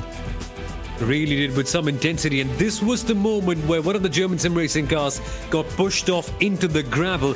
That was critical. That was the moment where all three Fiercely Forward cars finally made their way through past the German sim racing machines, but that didn't long for too much, because internal squabbling meant that the German sim racing cars got so much closer. This was the key moment that team boss Ollie Slade might have been biting his fingernails, because that right there got a bit too close for comfort. Yeah, certainly did. We saw a lot of inter-team battles around here, and contact between them, obviously down to the GSRs down at turn 1. And yeah, Fiercely Forward in the mix. We saw contact between the two Corsim racing cars, nearly contact between the two Maniti racing cars. Not to any fault of those two either. It was just courtesy of the carnage that befell them. Side-by-side action, it was the ACV car that was able to stay ahead of the other one, and just the tight battle between them, and Hyman was able to just sort of try and get back involved into the mix. But it was this car out front once again. Jürgen Frank, Felix Luding, victory in the series. And let's be honest, after the decent run last round out, but then met with disqualifications courtesy of breaching regulations, for them to be back on top in the Virtual Racing School Sports Car Open Sprint Challenge, that will be very, very tasty indeed. Really should be. Now we've only got to wonder, what is it going to be like in race number 2? They've always had the pace, but remember, Hockenheim race number 2, things could have been slightly better for SimRC in qualifying. Is that their Achilles heel? Yeah, potentially so. This is a thing with the way the format works, is the drivers that qualified in the first session, they can't qualify. They'll have to start the second race. It's part of this fantastic format that we're seeing here, where we're sort of seeing this complete package arrive. At the moment, we're not really sure where that complete package lies, because I don't think anyone's delivered on a very, very consistent basis. But that's exactly what this format is trying to show. That's that, yeah. And it's left us with some great combinations where certain cars that have been fighting for the lead find themselves in the midfield, and they have some tremendous battles. For instance, right, Corsim Racing, that second 35 machine, what were they able to make of this weekend? Not much after having that accident. They'll be having a point to prove, because they've constantly got race-winning pace. So, can you really lay down a perfect race? I think maybe not. There's just too many variables here in this championship. Absolutely. I mean, take for example last round at Hockenheim. I'll focus more on what happened directly in the race. We'll see once again that spin for the GSR car. that's tight stuff. Like I say, for me, that's just a little bit too clumsy on lap 1, trying to just throw it in there at lap 1, turn 1, and then throw it across the inside of turn 2, making contact with your teammate of all cars. Lucky to see the 67 not go for a spin themselves. But last round out at Hockenheim, it was SimRC that were 1-2 in one of the races. It was Corsten Racing that were 1-3 in the other. And the point that I'm making here is that just because one team has dominated one race does not mean they are going to dominate the second. Again, that is exactly what this format is trying to deliver, and it is working. Absolutely, it is working. It genuinely is. And in this stage, you've got to wonder, how can teams use their teammates effectively? Because as you mentioned, SimRC having 2 1-2s, I mean unofficially at least, under their bag. Simracing also having a 1-3. They were able to use both the cars very efficiently in that case. As a drafting buddy, as someone to hold behind all the other competitors, that is one thing that they've got to be really doing quite well. But the car that we see on screen right now, as we prepare for the second practice session, is all alone. Team RaceSpot have been a bit of an outlier, someone who's been going around the distance all by themselves, but they still find themselves in a very respectable position, always going out there. So it makes me just wonder, do you really need that second teammate, or have teams not been able to use that second teammate, not a second teammate, just a teammate as effectively as they possibly could? Wow. I'm just going to throw this one to you. Let's be real. Let's look at the previous race. Having a teammate certainly wasn't good because you were making contact with them through most of it. So, yeah, you're absolutely right. You don't want to be tripping over yourself. Whilst it helps on some points, and it will help later in the season, realistically, I don't think it's much of a hindrance. And to be fair, being the underdog, being the one that you're not really watching how things are unfolding, might actually work out in their favour. Although, let's be honest, we can't count RaceSpot as underdogs anymore. They are here and they mean business. Yeah, they really do. Some of their racing in the first stint of the race especially was nothing else but tremendous, honestly. The way they found confidence at every single corner was amazing. Probably helped out by the fact that the Porsche didn't have as much of a drop-off as many of the McLarens that qualified up ahead, which maybe could have helped them gain more positions. But does that take away even a slightest bit of thing from what they did in the race? Not one bit. Their new livery looks glorious. Their driving was superb as well.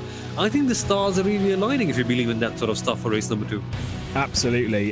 Gabler will have to do the qualifying session this time out, and Krosny will start the race, so we'll see how it works out for them, switching things around and testing themselves in the opposite way. Of course, did quite well last round out. I believe it was 4th and 5th between the two races. Obviously that changes after the race, so they ended up getting a podium and whatnot, but actually on the racetrack 4th and 5th was what they managed to achieve. Not sure if they received themselves a penalty, but either way, right involved in the mix in the championship. They are kind of up there. I'm not going to say that they're going to win the championship or whatever, but they are involved in the mix.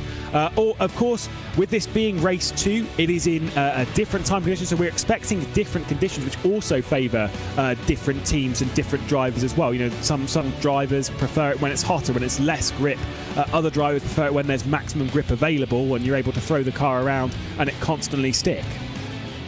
Yeah, exactly. And it really can be quite the big shift if you haven't practiced enough. Of course, personal preferences always exist, but these drivers, Lewis, they've been at such a high level that they might just adjust well. And I have to eat my own words, because that BMW really spinning around again could be down to the changing conditions again.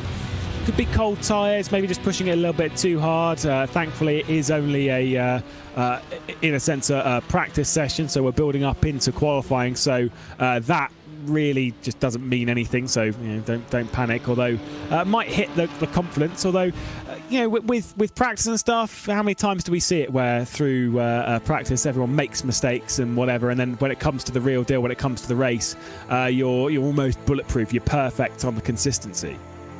Yeah, it really happens. So sometimes you might just end up taking practice a bit too lightly, but many of these drivers right here don't end up. So I wonder what sort of impact it has on their confidence, because really when you're in that car, confidence can mean so much, right? Honestly, if you're just feeling it, if you're in a good mood on that day, you can extract just a couple of tenths here and there more.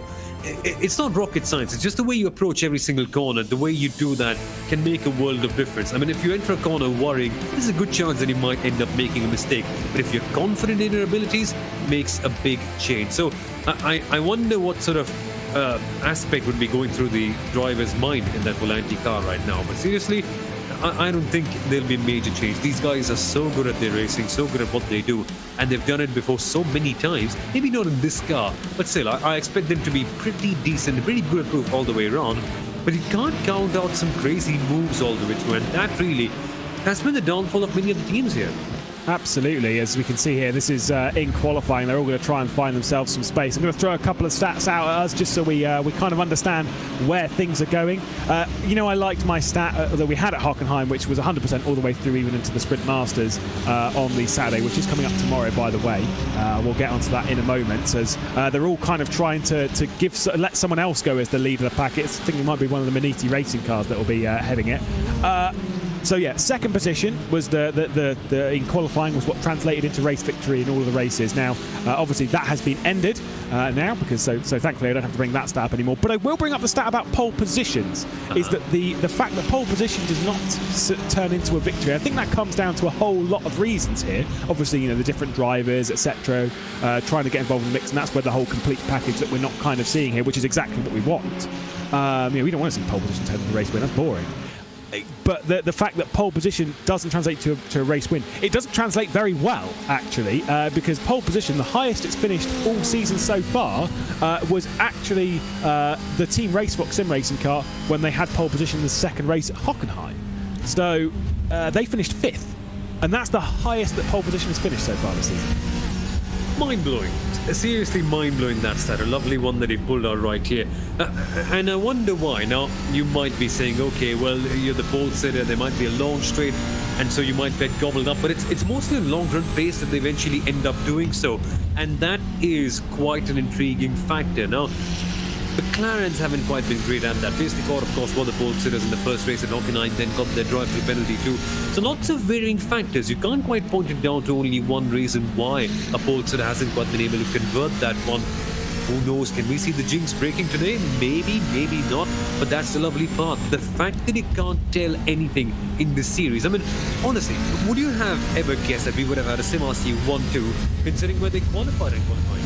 Exactly. Yeah, it was 4th and 9th here. They just did well to work their way up the order. I mean, to just read out some of the qualifying positions of going down the order of the race finishers. 4th, 9th, 7th, 10th, 11th, 8th are the top 6. Then we get down into 2nd, 3rd, 5th and 1st. So that's where they all kind of end up.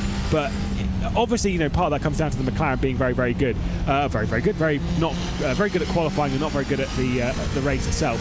That could be down to tyres. Now, let's talk about tyres here, because last race was around about the low 40 degrees in Celsius as we're about to complete our first laps of the race, first laps of qualifying rather. At the moment, we are running 25 degrees Celsius track temperature, so it is much, much cooler, and that is why the laps are much, much faster.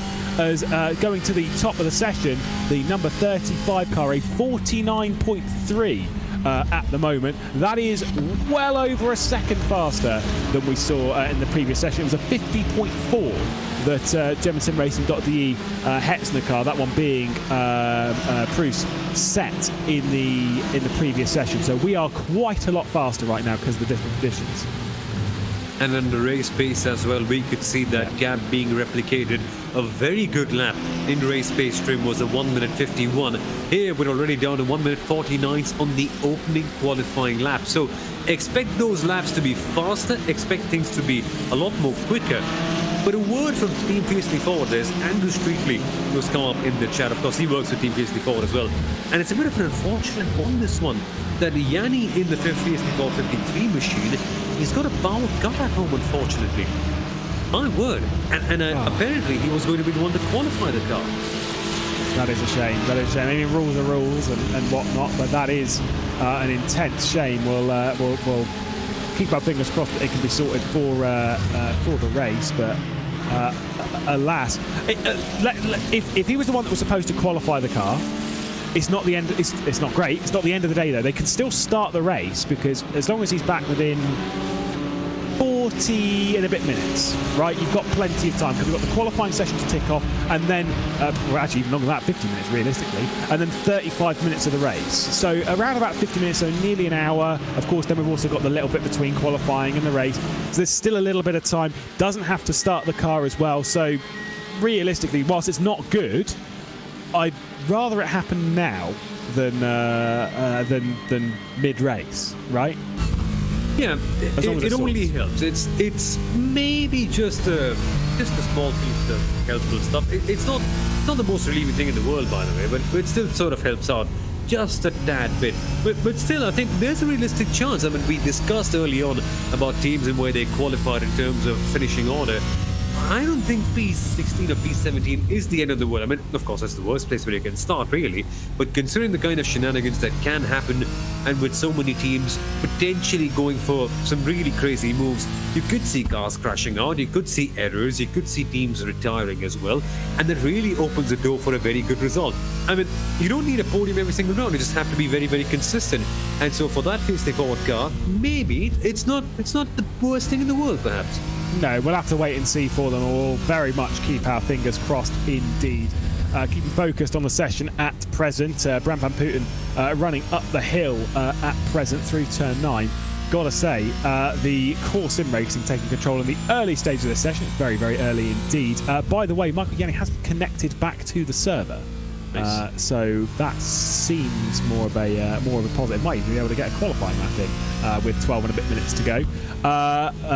Maxime Ramstein, though, currently topping the session. I'll remind you what happened with the 35 car. Marius Gollenbeck will be starting that one, but obviously they had that contact down at turn 1, or not on lap 1, it was a bit later in the race, it was lap 3 or 4. And they ended up having to come into the pit lane, finished 7 laps down in 15th spot. If they can back that up with a pole position, that'll be a decent response. And don't forget, the Core Sim Racing number 35, they have been stunning. Second in the championship when we came into this particular round. Not this race, but this particular round right here. You can't doubt their pace at all, but really they've been plagued with these sort of slight contact, slight issues here and there. If I can remember correctly, they had one incident in Hockenheim as well that wasn't quite ideal too for Maxime Ramstein. The first race, of course, where they got spun out right there. So yeah, really, there's genuine championship winning pace in that car, and it's also genuine consistent pace. It's not like there's just one lap pace like we've seen with certain cars here and there. So it's just a case of ironing out all the creases. But how can you iron out all the creases here when there's so many crazy cars around you, when there's everyone wanting to make moves in those places, and rightfully so, because they feel that they have the confidence in their car? Really, pace and consistent pace may not matter if you can't just keep it clean throughout this championship. And for Core Sim Racing, they've got to make sure that they do that. Sometimes it's in your control, the other time it isn't, but really, we just got to hope that you're in the right place at the right time. Indeed. Stat attack. It would be, obviously, we're looking to see if we can get a 4th different pole sitter, because that'd be fun. But it would be the 4th different team as well to set a pole position. We've had Fiercely Forward already in the first race of the season, grab a pole position. We had Team Racefox in the second race of the season. And of course, in the last race, we saw GSR on pole position, who seem a little bit slower in this session. So we've seen 3 different teams, none of them being Core Sim Racing or Sim RC, to tick that one off. So to see those brands at the front would be a bit interesting. Lucas Gabler, who was very, very impressive in the early stages of race 1, is the one doing the qualifying for the car. And I've always said this in sim racing, is that a good livery is worth 2/10. And I stand by that. I stand by that. That if you have a good livery, you do go a bit faster. This car, though, if you actually go back and include penalties from Hockenheim, it's finished 3rd and 3rd. And it finished 3rd in the last race that we just had. Is it going to be a 4th consecutive 3rd, or is 3 the magic number and then we start moving forward? You've only got to wonder, only got to wait and watch. But I think they'd be pretty happy with P3 as well. Hey, I mean, think of it. If some teams are having variances like P1 and P16 or something quite like that, I think I'll take P number 3 all day long. And honestly, coming back to that point that you mentioned early on, Lewis, about, by early on, I mean an hour and a half ago, about teams deliberately wanting to qualify P number 2, well, this just might be it for Racebox. P3 is a very calm spot most of the time. I don't think in every single race we've seen P3 be awfully close to all the other guys in the top 2, so yeah, who knows, maybe that might be the magical number for them. Yeah, I mean, consistency in a championship which has already been inherently inconsistent. Sim Racing and SimRC have been up and down the order. If you're constantly ticking off decent spots, then that's really going to help out your charge. You can see there are 51.6, so certainly not a competitive lap time from Lucas Gabler as well, pulling along the fiercely forward Tricolor car. So potentially might be good slipstream at the moment for the Tricolor car that's currently qualified in 6th spot. Bignia, the one doing the qualifying. There is the Sim Racing car that is in 2nd spot, the championship leader coming into the round.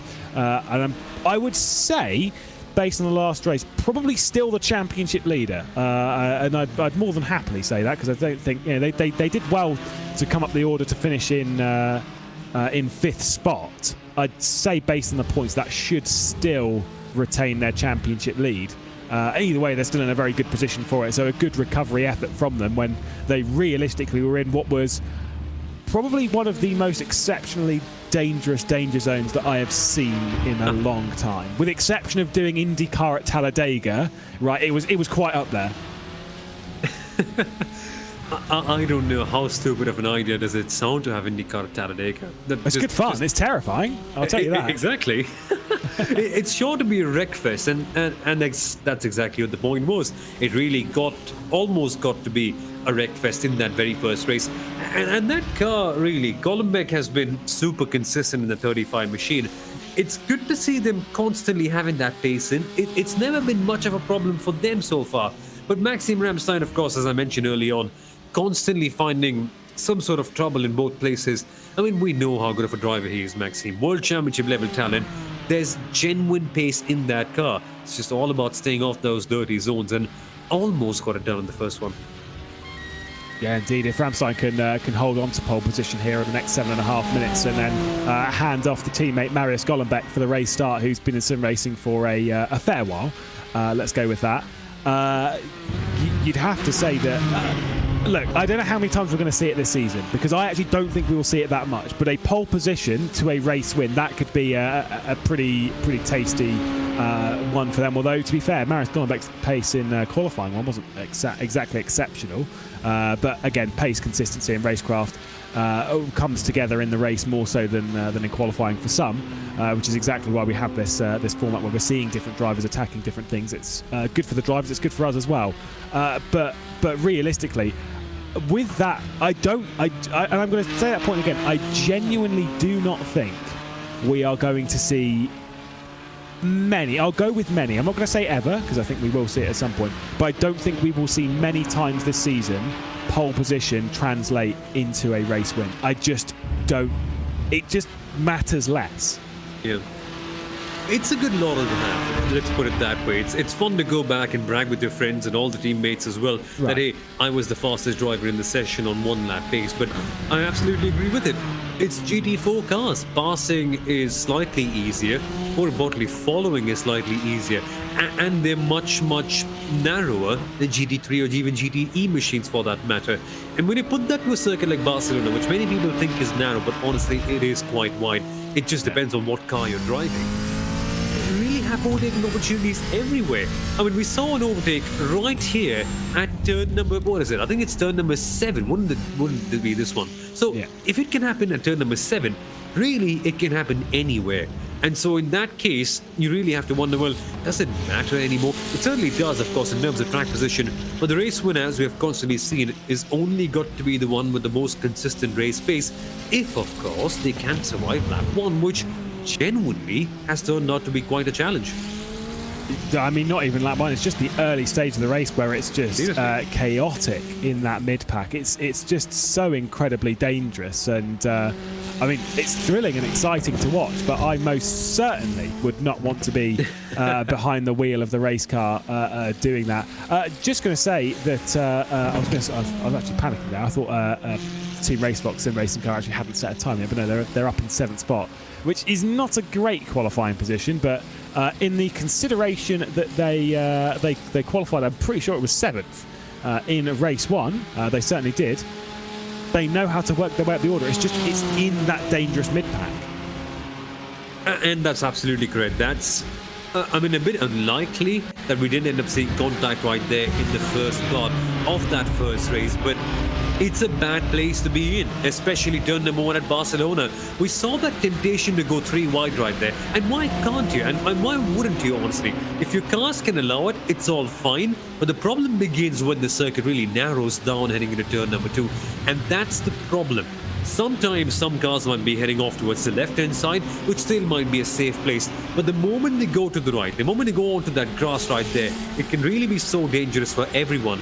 And always in the midfield, you end up seeing somebody go 3 wide. So really, I just get a bit too nervous and end up getting goosebumps when that happens. Really, not the safest way to go. Health and safety might not have the best of ideas about that.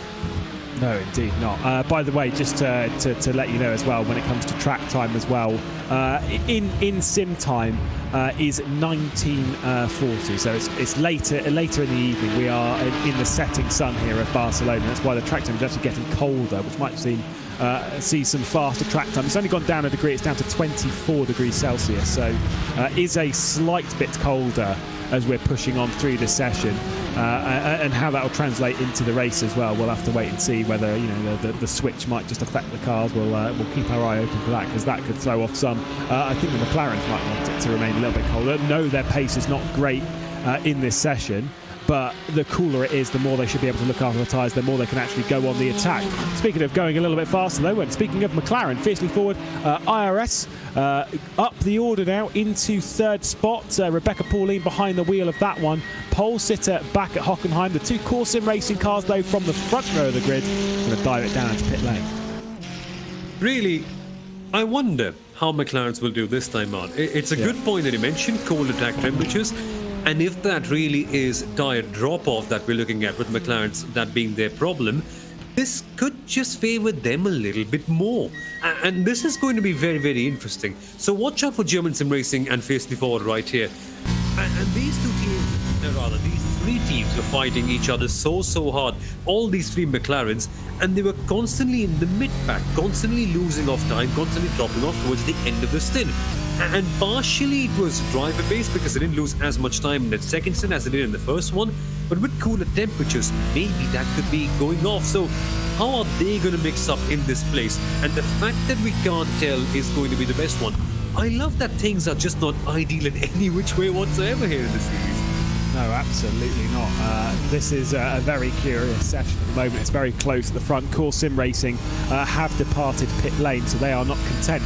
They're content with 1st and 2nd, but they're not content that they're going to hold it, as that fire across the bow from fiercely forward IRS might have just concerned them getting well within reach of that lap time. We're riding on board with the tricolor car. Nicholas Digne behind the wheel right now, running through this towards its final sector through 11 into 12. The penultimate corner coming up, and like I say, it's right-handers all the way home, and this is where the front left just absolutely screams, especially on this layout, because through here it's such high speed, you're constantly scrubbing that front left. You've got to be careful not to run it too far wide through the final corner. Got a little bit of the sausage curve as well on turn-in as well for good measure, which I'm not sure is the fast line. The only ones who've been able to do that consistently and quickly was SimRC in the previous race. They're able to really abuse that sausage curve. No improvement from the tricolor car. They've got one final lap to make something stick. 1 minute left in the session. Team RaceSpot Sim Racing and Maniti Racing Green, they are going to be starting from 8th or 9th at a best. By the way, we are down to 16 cars. The one car that we are missing, we were on 17 at the start of the evening. Maniti Racing White not taking part in the second race here at Barcelona. Real shame this one. I would have been very keen to see what Maniti Racing White could have pulled out of the bag. So far, it's just not been their season at all in any way whatsoever. Literally almost dead last in the championship, which is a bit of a shame. You normally don't end up seeing Maniti Racing right there. So I think it'll come. I think it'll come with time. They just need some time to adapt to GT4 machinery. But their teammates have been doing quite well in comparison. So watch out for them as well. That green machine hadn't had the best of starts at Hockenheim again, but with more track time comes more confidence, and with more confidence you can see better results, hopefully. Indeed, Rebecca Pauline, who's currently on screen. Final lap in the session for them, for Bram van Putten directly ahead. Slight improvements down the order. Let's see if we can see Rebecca Pauline jumping up that one. GSR by HCV now behind GSR by Hetzner into the pit lane. Rebecca Pauline second, or third rather, is about as good as it's going to get. Is there going to be any improvement from the 77 machine across the line? Oh, the answer is no, but 2 thousandths off's pretty tight. Very, very close right there. Man, the gaps in qualifying look quite intense. But it's not a McLaren, it actually is a Porsche that has the edge up ahead. And Maxim Ramstein, he doesn't need to improve. He's done all that he possibly can. And he's backed it up, Lewis. He's backed up that bad race with the pole position. This is how you begin the second race weekend. A pole position for now. Let's not count out Pascal Stix, who we're currently focused on. Is on a lap that is being timed. Was one of, if not the last driver to cross the line to begin a lap. Not sure if there's anyone else behind Riaz to also set lap times. I'm pretty sure this is the last one, so we'll see through the penultimate corner if there's going to be any improvement, or if this is just going to be a long-winded pit lane entry. I think it might actually be just a kind of a push lap and a pit entry. Let's see. Certainly is, based on just losing a little bit of time there and the clock ticking up. So all drivers into the pit lane, and we have a second consecutive 1-2, but this time it's not about GSR, it's about Core Sim Racing and an amazing bounce back from the 35. Quite the comeback, this one. But look at the margins at how close everything was. Barely 100th of a second or something like that separating all of them. This really is building up to be quite the fun race. And yes, race pace might be slightly, I mean, it may not be as close as what we're seeing in qualifying right now. But seriously, the battles will be mad. They certainly will. So Core Sim Racing lining up on the front row of the grid, 1 and 2. Hopefully they'll do a better job of it than GSR did in the previous race. Fiercely forward in third position once again. They started there in the previous race. Hrushka going to do the effort behind the wheel this time in the start of the race. Or rather, yeah, SimRC alongside them.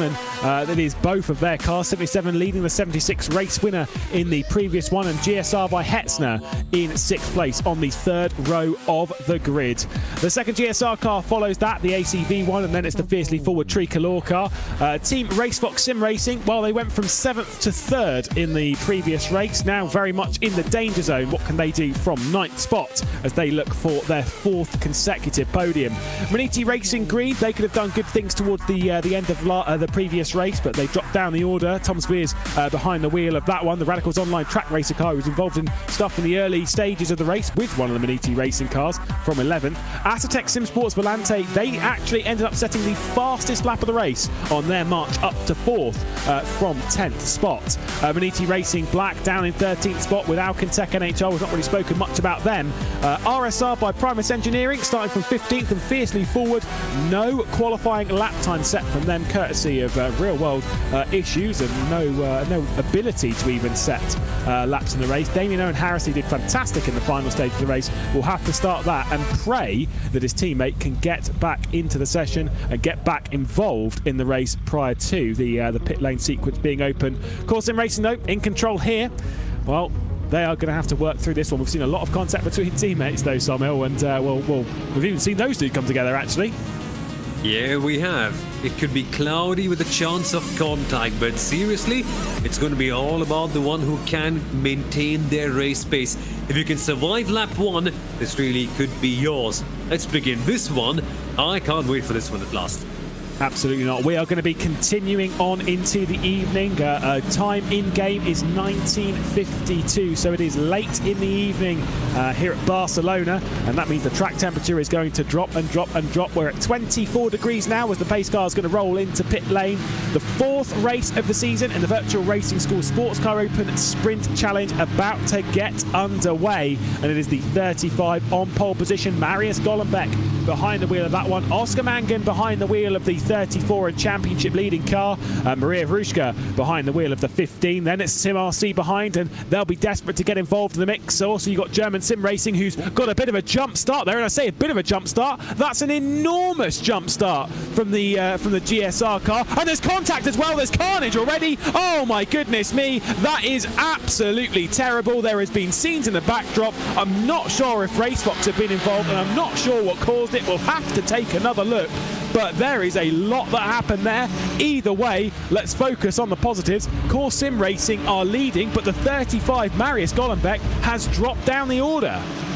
Yeah, they've lost positions to SimRC and the fiercely forward Tricolor car, who survived that accident, and they've not got their teammates anywhere close because Marius Golombek is busy fighting with the fiercely forward car. And there's the Maniti racing car as well, the Porsche. Which one is it? Is the answer that we have got to find out, and it's the Green Machine.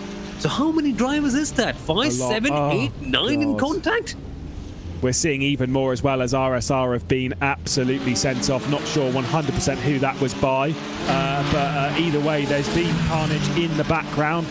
Braden Nash was the driver behind the wheel of the RSR car. There's still side-by-side action. Let's focus on the positives of what's going on. The Tricolor car that's worked their way up very, very nicely, right up into the right mix of things. IRS fiercely forward being dropped down a position, and SimRC also being involved in that. But we do also have a battle for the race lead as the 34 is defending intensely. Oscar Mangan trying to keep Lucas de Vries at bay around the outside, coming down into turn 10. The front end of that Porsche just not gripping to the racetrack.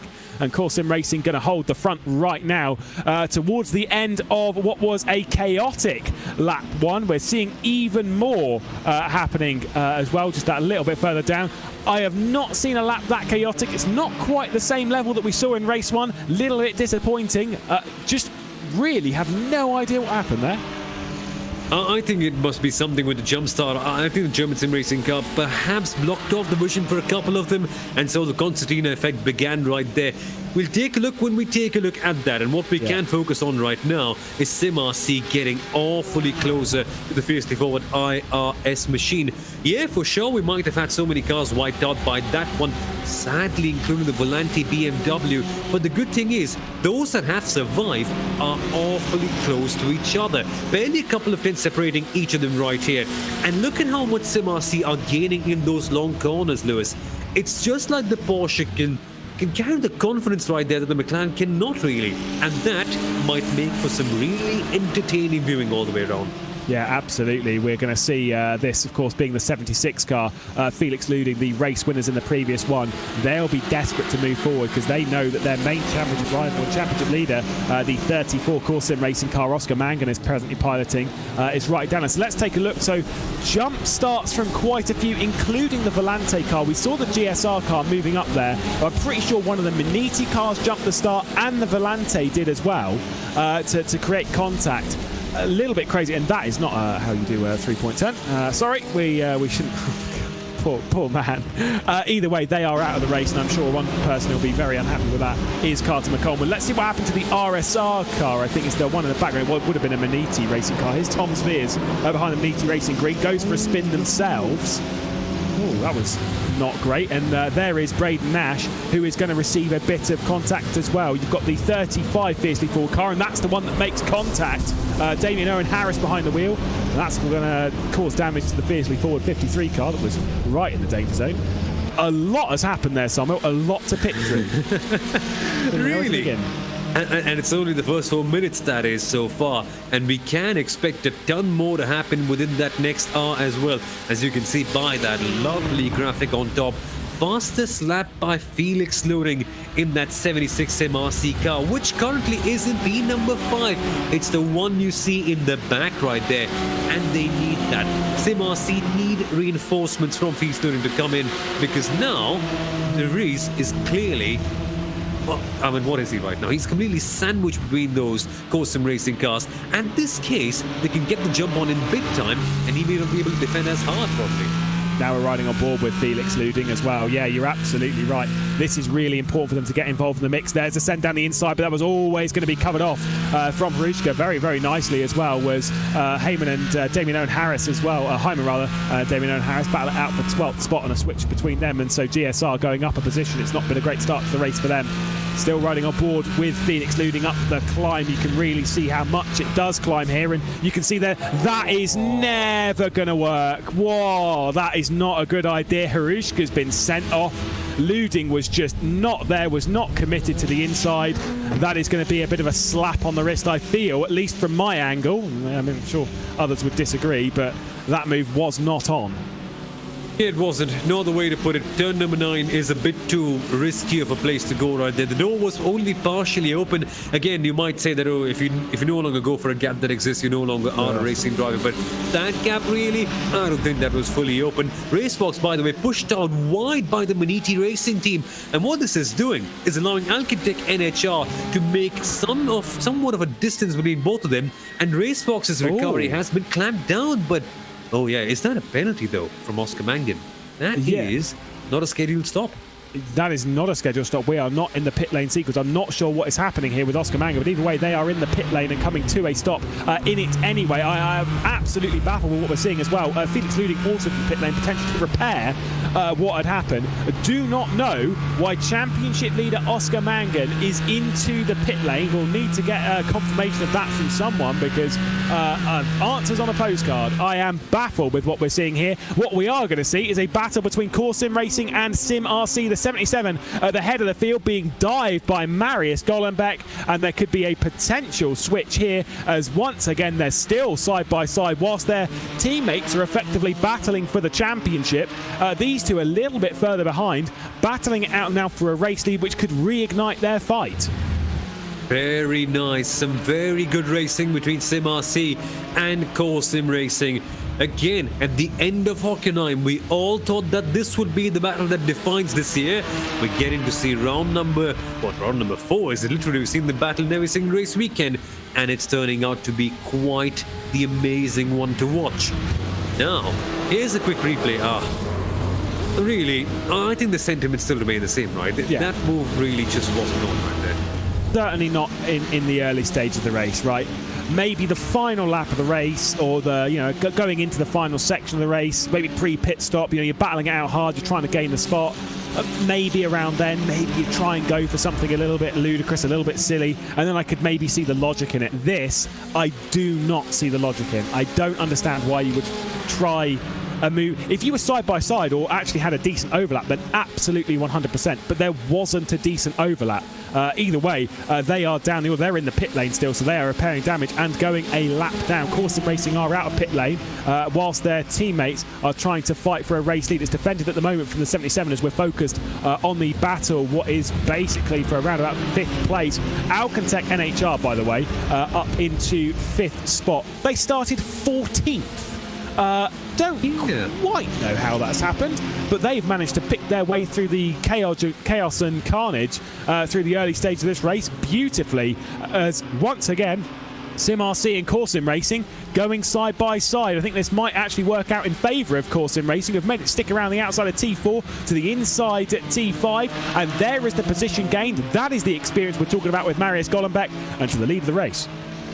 Well, that is how you make a move around the outside of a tricky corner without pushing somebody out wide. Watch out, Formula 1 drivers. This was just tremendous from Gollenbeck right here. And now the fight back comes up from Luca de Vries. A smart move right there by Lucas. Not making the move at turn number 9, sticking it out and looking for turn number 10. And this could be the smarter option. The lunge is coming, but not now.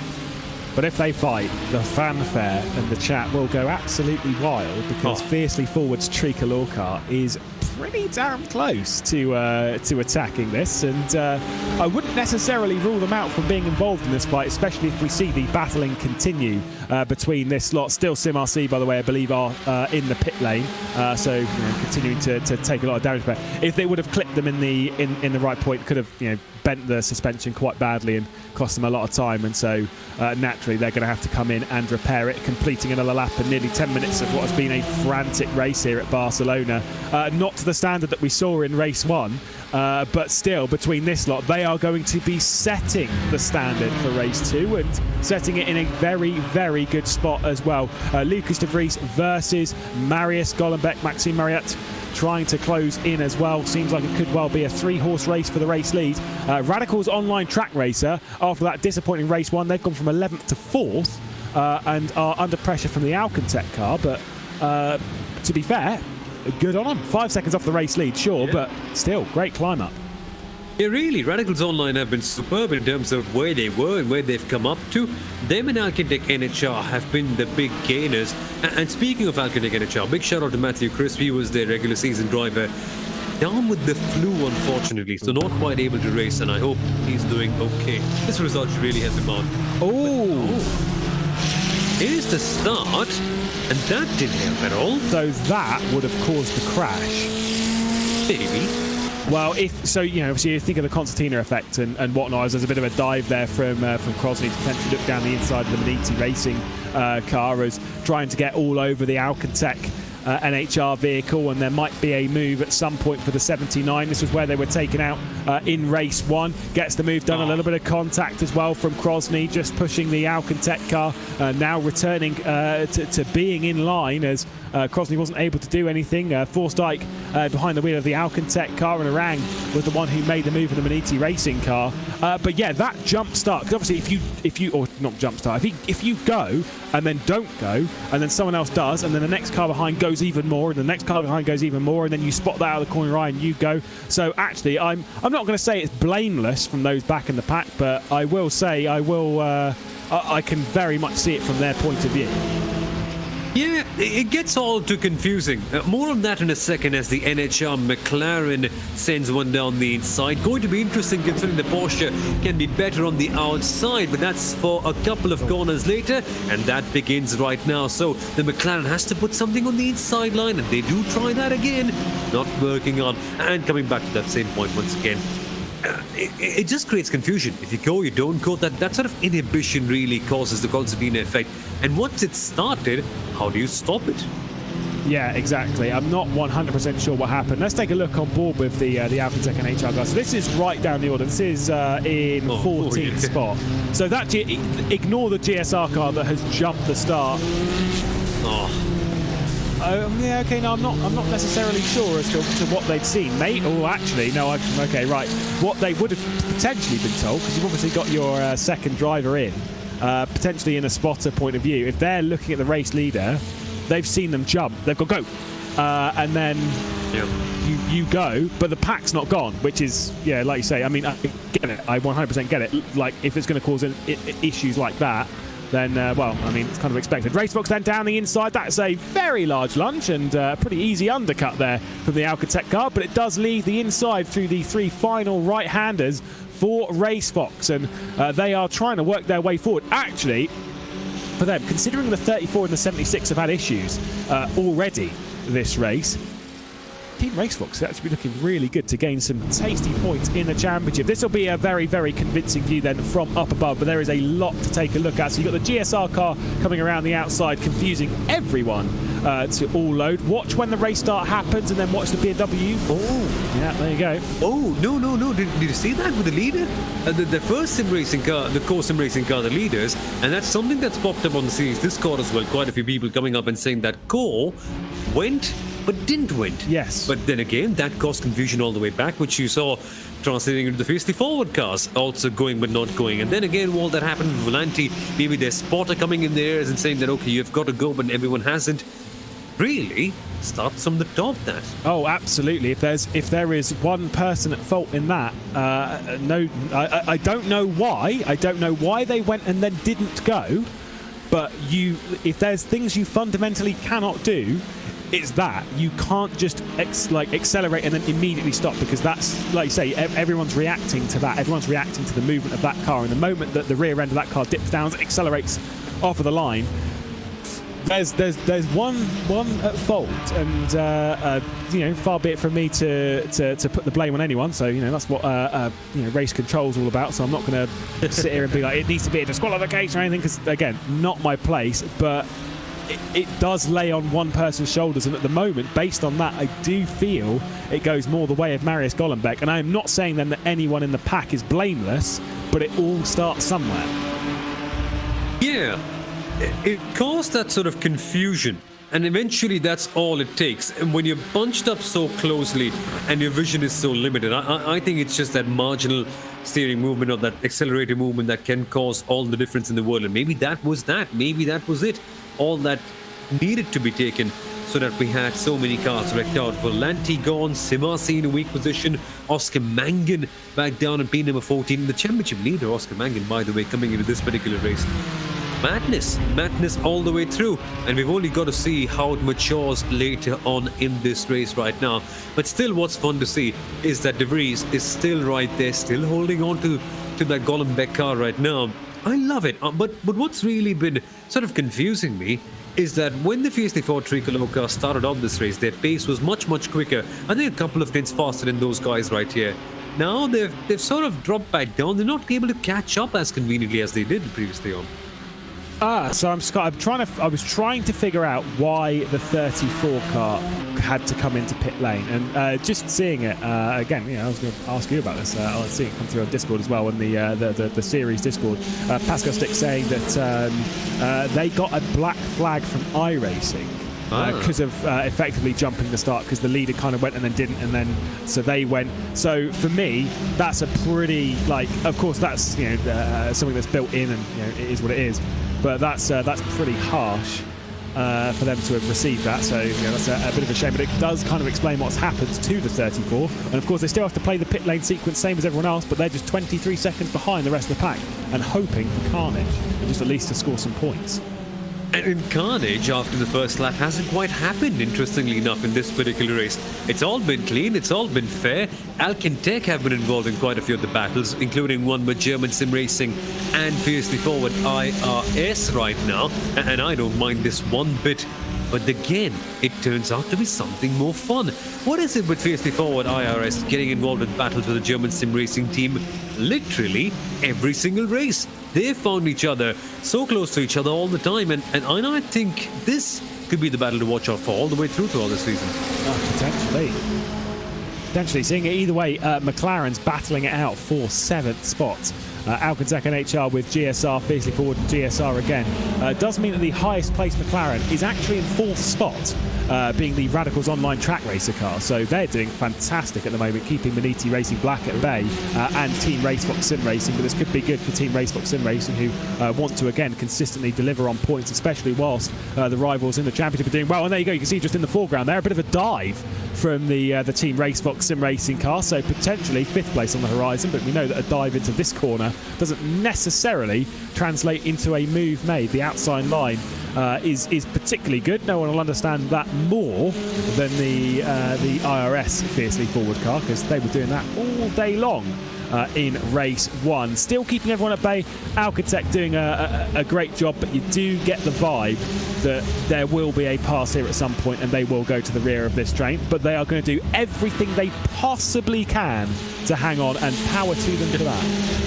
Exactly, and they've been doing it to quite good effect so far. It'll take quite something to block off those lines right now, but they do it quite well. So in comes the attack from Fiercely Forward IRS. Is it going to be a double move? Not so far yet, but they do have the position up convincingly. Barcelona backtrack for Racing Boring.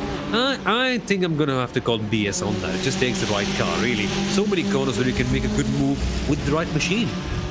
But Burrison don't race in this, so you can't call BS on it. Aha. Either way, that was yeah, exactly. Brilliant move from Verushko. That was a really lovely dive. And again, like we were saying before in race 1, if you're going to send it there, you've got to cover it off. You've got to complete the move by the time you've exited turn 10, and that's exactly what that does. So a perfect example move. Here goes Kevin Crosney for a potential move on the Maniti Racing 79 car, but that is not completed at turn 1. So still going to be 6th spot.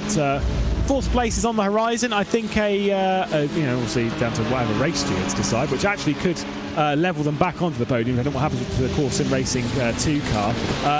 If they get up to fourth spot, that is. So they've still got to do the work on that one. So speaking out of turn in that sense. But for them, they're potentially still looking for their fourth consecutive podium to open the season with the Team RaceSpot sim racing car, which is very, very good. They do have to do a lot of work, and the leaders are running away from them.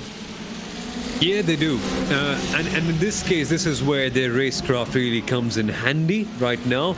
But there's still a fair bit of a gap to Maniti up ahead, then Radicals online, and all of them are hard cookies to pass. So really, they might be hoping for something in terms of their pit strategy. But when you've got all the variables, well, they're not so variable in the pit lane, are they? So that really narrows down in terms of what you can do. And in a way, it's good. It puts more focus on the driving. But that's where all the drivers are so similar. Look at this lunge down there from the German sim racing teammates. This is not going to end well. I think they've got some sort of mission against each other so far. Yeah, once again, for yet another time, you can see there's some damage on it. Yet another time, we are seeing the two GSR cars come together. This is not the first time we've seen it this evening. And it kind of continues. I get the feeling there might almost be a grudge between them. Yeah. Although I can't really speak of that, because every time that I'm racing with my teammates, you know what it is, but we always just magnetise towards each other. We're always trying to be a little bit too cautious, and then we crash into each other. It's very good. Not great for team managers, but or anyone's blood pressure inside the team. But it's pretty funny to watch. But at the moment for GSR, they are making contact quite a few times. It's cost them a lot of time. Team RaceSpot, though, are trying to send this one around the outside at turn 2. Had that one sent at T1 and up into 5th spot on the Maniti Racing black car. So finally making that one complete, but decent effort. Decent effort indeed. Closed up that gap rather quickly and got the pass on the Maniti team, who are getting closer, who are showing signs of some sort of intent here in this championship that they sort of lacked in the first round, but they'll take time. They're getting right there. Really, if they finish where they are right now, which could be a very realistic possibility, I think I'll take it with both hands right now for Maniti, considering the season that's been so far for them. Yeah, they're involved in the mix again. Things are looking positive, although we have to say that there's been a lot of this so far. You know, we've had drivers that have had teams that have had bad races or whatever, and then they're having this flash of form. So in this race alone, we're having the to be honest, the Fierce and Ford Tricolor car that's having a fantastic race so far. Radicals Online Track Racer, Maniti Racing Black, and of course this car right here, the Alcantech car that is right involved in the mix. The outside line potentially going to work for Harushka. Oh, there was a perfect send down the inside on the GSR car, and that is about as good as it gets around the outside as well. Fantastic stuff, but now the GSR cars might try and fill the gap that Alcantech are leaving open. We'll see what happens when we get through to the penultimate corner. It's going to be covered off from the McLaren of the Alcantech NHR car. That was superb from the 15. Absolutely superb. Measured, that's the word we're looking for right here. A very measured move by the fiercely forward IRS car. Question is, who's going to make a move like that next in this pack? Seemingly the GSR by ACE machine is looking for something on the inside line.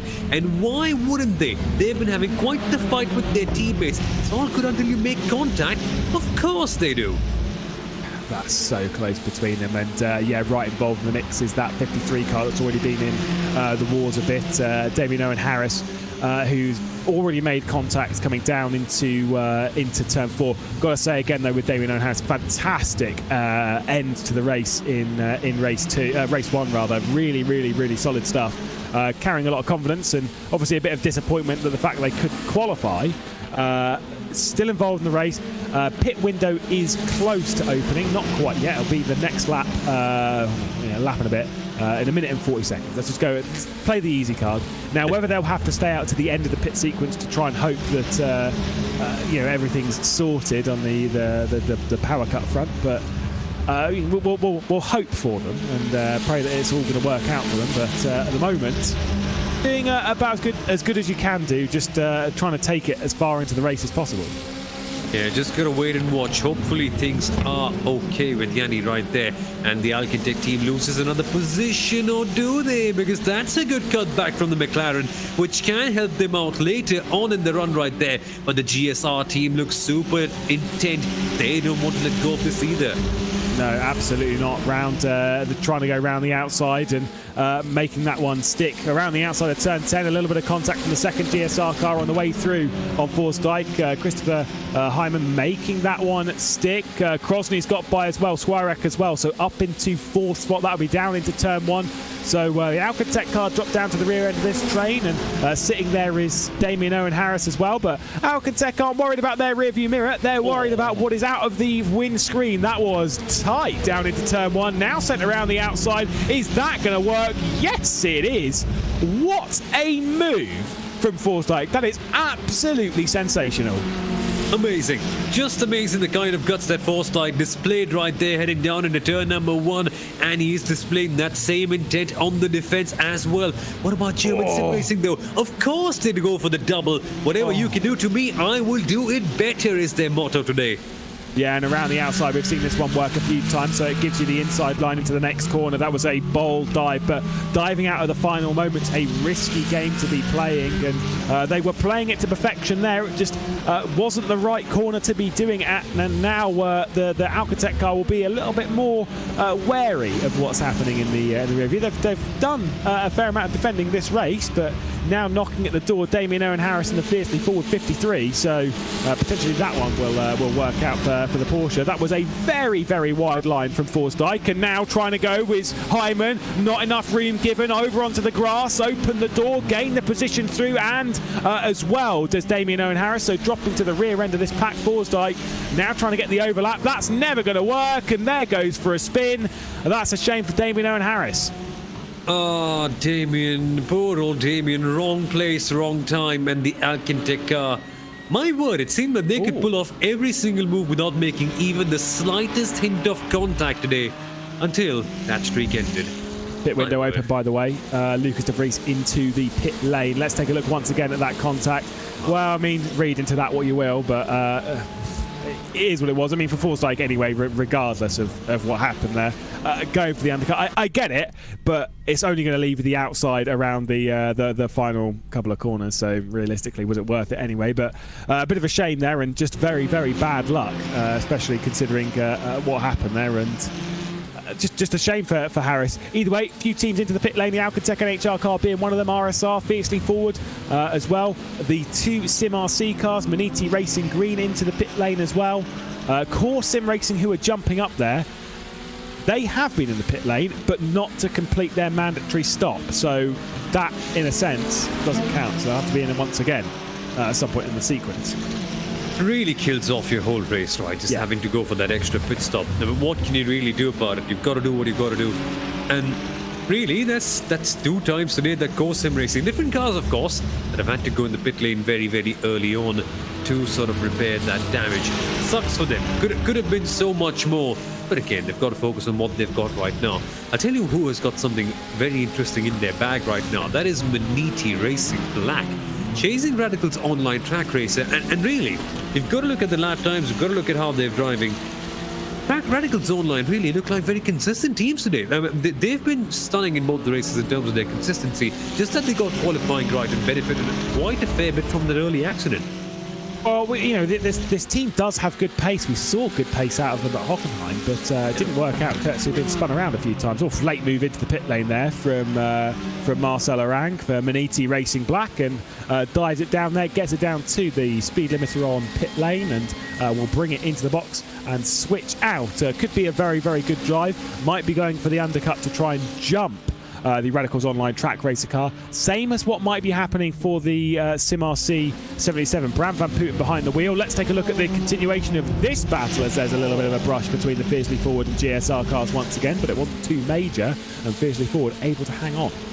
Not too major in relation to what we've seen so far today. Normally it would have been classified by big contact, but yeah, no, not today. We've seen too much today to classify that as big contact. Whatever it is, it's a good battle, it's a fun one, and what it really does is sort of puts a little bit of a gap between both of them, and it can be closed down. But if you had to tie... I mean, there's this funny chant that happens at pro wrestling, right? Fight forever. That they all normally end up chanting, all the crowds. This could be one where they could chant fight forever, because really they've been doing it for what seems like forever now. Certainly is, yeah, especially when you consider the previous race as well for convention. I get the vibe, like with you, this battle is one that is going to continue potentially even onto the checkered flag unless something dramatic happens. Patrick Bruce, who we're currently riding on board with, pole sitter earlier in the day, had the pole position for the first race of the evening. Unfortunately, did not go well for them. Dropped down the order, just didn't really have the legs in the race. Where did they end up in race one? Were they the one that ended up down in 9th spot? Certainly are. Or maybe even a little bit lower than that. Sorry, it was 10th they ended up. So, yeah, not great for them. But, again, trying to put an end to that and thinking, well, we can have a better race. We can look after our tyres a little bit better. I think they're riding in the battle for what will be 8th spot once everyone's come down onto pit lane as we approach the halfway point of the race. And there we go, fiercely forward. The first one to bat an eyelid in that battle. And Maria Hrushka will be in to hand over to Rebecca Pauline. A bit strange this one because Maria Hrushka seemed like the more confident driver of that lineup today, but again they might have had something in the bag, probably trying to avoid that McLaren drop off in a way. I wonder, which is a bit strange because the McLaren seemingly wouldn't have a drop off again. Let's wait and watch. We have to see how this matures later on to get a better idea of what the intent really was in this case. But so far, pretty decent, I would say, from fiercely forward IRS today. Again, it could be more so down to the undercut and trying to make that stick, although that is absolutely not the case in this race, realistically, because Core Sim Racing at the front of the field have recently just set their personal best lap of the race at a 50.178. So, realistically speaking, the undercut doesn't seem to be as favourable in this race, more so because they're controlling things, but, you know, read into what you will. The undercut seems less prevalent in a race where the track temperature is cooling bit by bit. We're down to 23 degrees Celsius. Got to make sure that you last your tyres in, which might be made, I mean, not slightly, honestly, a lot easier by the fact that we have a lot cooler track temperatures and maybe just can extract a lot of confidence from a few drivers, right? You can see many of them attacking more of their apexes, so you can expect more fun battles, and that has been the case. Many of them a lot cleaner than what we saw in the first race, and I think that's been nice to see that. It's been nice to see that some drivers and teams have really got that confidence in their car, probably backed up by the cooler temperatures this. Well, I mean, it changes the balance of the car massively. You know, it can make it a bit more. What was a difficult car actually comfortable? What was a car that didn't have any grip on the front end actually turn? And that difference of balance as the two GSR cars come into the pit lane just can really, really affect things. Of all those drivers, by the way, again, the pit stop numbers, I mean, I don't have to spell it out for you. The 1 means they've been into the pit lane, the 0 means they're yet to do so. But of those, remember that the Core Sim Racing number 34 has already been into the pit lane at the start of the race to serve a penalty, just courtesy of a jump start and a bit of chaos and carnage at the early stages of the race, and so they will need to come down pit lane once again, as I'm not sure if this is them or if it's their teammate. I believe it is actually them in the pit lane. So there we go. Speaking of the Devils, and the 34 is into the pit lane. All easy, all cool. They've built that gap for themselves. They've built that window for themselves. I think they should be fine in terms of how things come out on top. I wonder where simracing will come out as well. But this is going to be all about the undercut and the overcut, what works and what doesn't. So far, most of the teams have come in. Just a couple of them left so far, right at the very top. I think they'll be in this lap as well. Yeah, I think they'll have to be in this lap because they won't have quite enough time. Remember that the pit window will close at the 25th minute. Core Sim Racing might be, the 35 might be a little bit close. Everyone behind, I think, will definitely have to come in. They would be a little bit tight to go out for another lap, but why would you risk that kind of stuff? But sim racers do things that are very, very bizarre to me, so why not? GSR by ACV trying to defend from the fiercely forward IRS car, who's not had the greatest pit lane sequence in the world. Rebecca Pauline going to try and go around the outside of Lessa Molman. Well, I mean, that's going to be a good move. I think it might well work out as well. Got Maniti Racing in the background as well to get involved in the mix, and 7th spot is going to go the way of Rebecca Pauline, so fresh behind the wheel, looking pretty racy. That was quite a fresh boost. As the fiercely forward tricolor car coming in from 2nd place, along with Core Sim Racing as well. So watch out for simracing now. Watch out where they rejoin. That's going to be critical. They're going to keep a keen eye on where they come in as well. Of course, RaceSpot joining too. Yeah, absolutely. All into the pit lane now to tick off their final slots for Core Sim Racing, Fiercely Forward Tricolor, Team RaceSpot and Radicals Online Track Racer. Our focus then back to the number 15 Fiercely Forward IRS car. I'm going to keep my eye on the SimRC 77 car that's just coming round the final corner now, and their difference in gap to the Core Sim Racing 35. I actually think that the 35 might be quite good here, considering they were setting some very, very good lap times as they run down towards turn 1. Marius Gollenbeck has parted ways in the car for Ramstein, our pole sitter, and it is going to be Core Sim Racing holding at the front. But as good as it gets, it is Core Sim Racing versus SimRC once again for victory here this afternoon.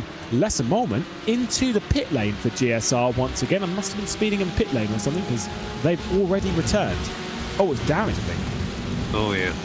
Oh my word. Yeah, Luring, of course, having that problem early on. Let's see, now, only 4 tenths this gap between both of them. This is going to mature up to quite a good battle. Again, they've come down right at the very end, so yeah, maybe slightly fresher tires if that's going to be one thing. Again, track temperature is in a way becoming less of a factor, right? It's becoming much cooler, so I wonder if tires are going to be a major factor. But Ramstein is slightly fresher. A couple of laps later on than Bram Van Poeten. So is that going to be a major factor? Again, we've only got to wait and watch. But seriously, the pace for Ramstein in qualifying was superb. We know what kind of a driver he is. He's just had bad luck so far this season. I think this is his place. He's got a couple of tenths of a gap between himself and Bram Van Poeten. Clear air as well. Just what he needs to cement that win. Core Sim Racing have already had a win this season back at Hockenheim, but that was in the 34 car, not the 35. The 77 for SimRC has already won this season, winning the opening race for SimRC. You yourself, though, can do some winning sat at home by heading to giveaway.sportscar.com, because VRS and Lego are giving away various things. On Lego side of things, a Lego Technic Porsche 911 RSR per race weekend, and for the whole season, VRS are giving away a DFP wheelbase as well at the end of it. So head to giveaway.sportscaropen.com to get yourself involved in that, and you don't even have to put in hundreds of laps of practice to get involved. Just click, click, click, click, click, and away you go. Ramstein, though, is not clicking. He is racing hard, and I know it's only been a couple of laps of them actually being on circuit together, but I don't know, there's a vibe that I'm getting here as the SimRC, that 77 car, looking a little bit quicker right now. Gotta wait and watch. Do the timings back that up? We will quickly check in a couple of seconds to tell you more about that. But yeah, let's watch how they behave. So we can't quite tell on the last lap because, of course, Core only came in. So this will be a telling one. But so far, seemingly in terms of behavior, both very planted, both hitting their apexes quite well. I think we'll get a real genuine idea about what the difference between both of them is so far when we come to the timing screen. When we come to the timing line, that is, I should say. Yeah, I think also you've got the whole thing of warmer tyres as well, rather, on the SimRC car as well. So that's going to be playing into it. GSR by ACV going around the outside of Sogerbauer. That one is covered off, though, quite nicely, and so the McLaren's getting involved with it. That gap is not open realistically, and going off for a spin. The number 55 RSR by Primus Engineering. Well, that's the second time they've been sent off this afternoon. I don't think they'll be particularly pleased by that. The gap was just about open. There was kind of a car width there, but that move was never going to work. Not really. No, getting their judgment wrong, GSR, once again in this case.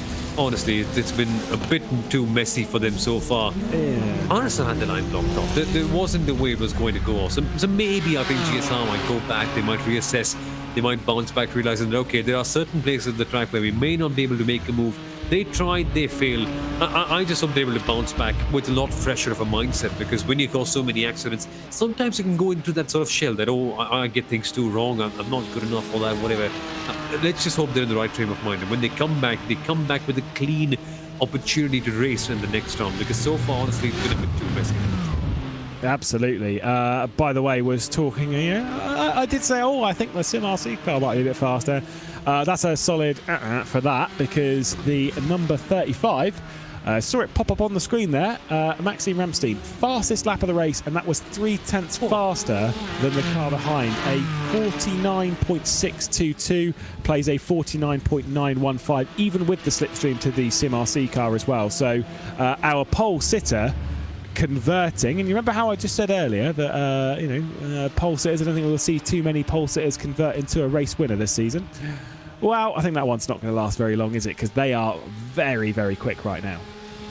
Still could change though. Now, I mean, it sounds like a formality for me to say this at this stage, really, as a commentator, to sort of spice things up. But the way Ramstein is driving, I've got to agree. I've got to agree that things just look in prime condition right now. Nothing out of place, nothing becoming a major problem. But you still got to wait and watch though, because that gap really, considering the way it's going, Ramstein has just built it up to what, 6, 8 or 10ths of a second in that last lap itself. Core are flying, really. And also, we have to say as well, and this is something that will be dealt with outside of the race evening itself, the question marks over the jump start, not start, whatever you want to think of it. I'm sure we'll try and catch up with Marius Gollenbeck after the race and see what actually happened there. But that will be kind of looming over them. Rightfully so, they're ignoring that as being a thing right now. They're just driving. They're just getting behind the wheel. They're just racing it as hard as they can. They're going to try and take top honours and then see what happens afterwards. For SimRC, I mean, I don't know if they have a response to this kind of pace, and that is no disrespect to Bram van Putten. We know how quick they are. Again, they're race winners back at Hockenheim, but it does seem that Core are asking the questions which SimRC just don't have an answer to.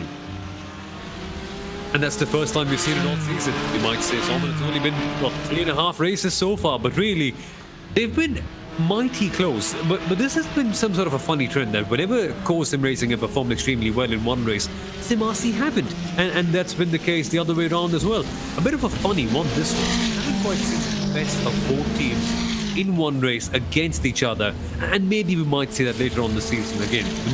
The more we sort of don't get to see, the more excited we are for that one. But honestly, has any team been at their perfect game in any which race whatsoever? I don't think so. It's just building up for a very good finish later on.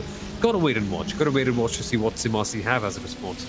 Absolutely. It's a bit more spread out this race than the previous one. We do have a battle for 5th spot between Radicals Online, Track Racer and GSR that's moderately close as well. Fiercely Forward IRS are a part of that battle. I kind of feel that this battle is what we're currently looking at.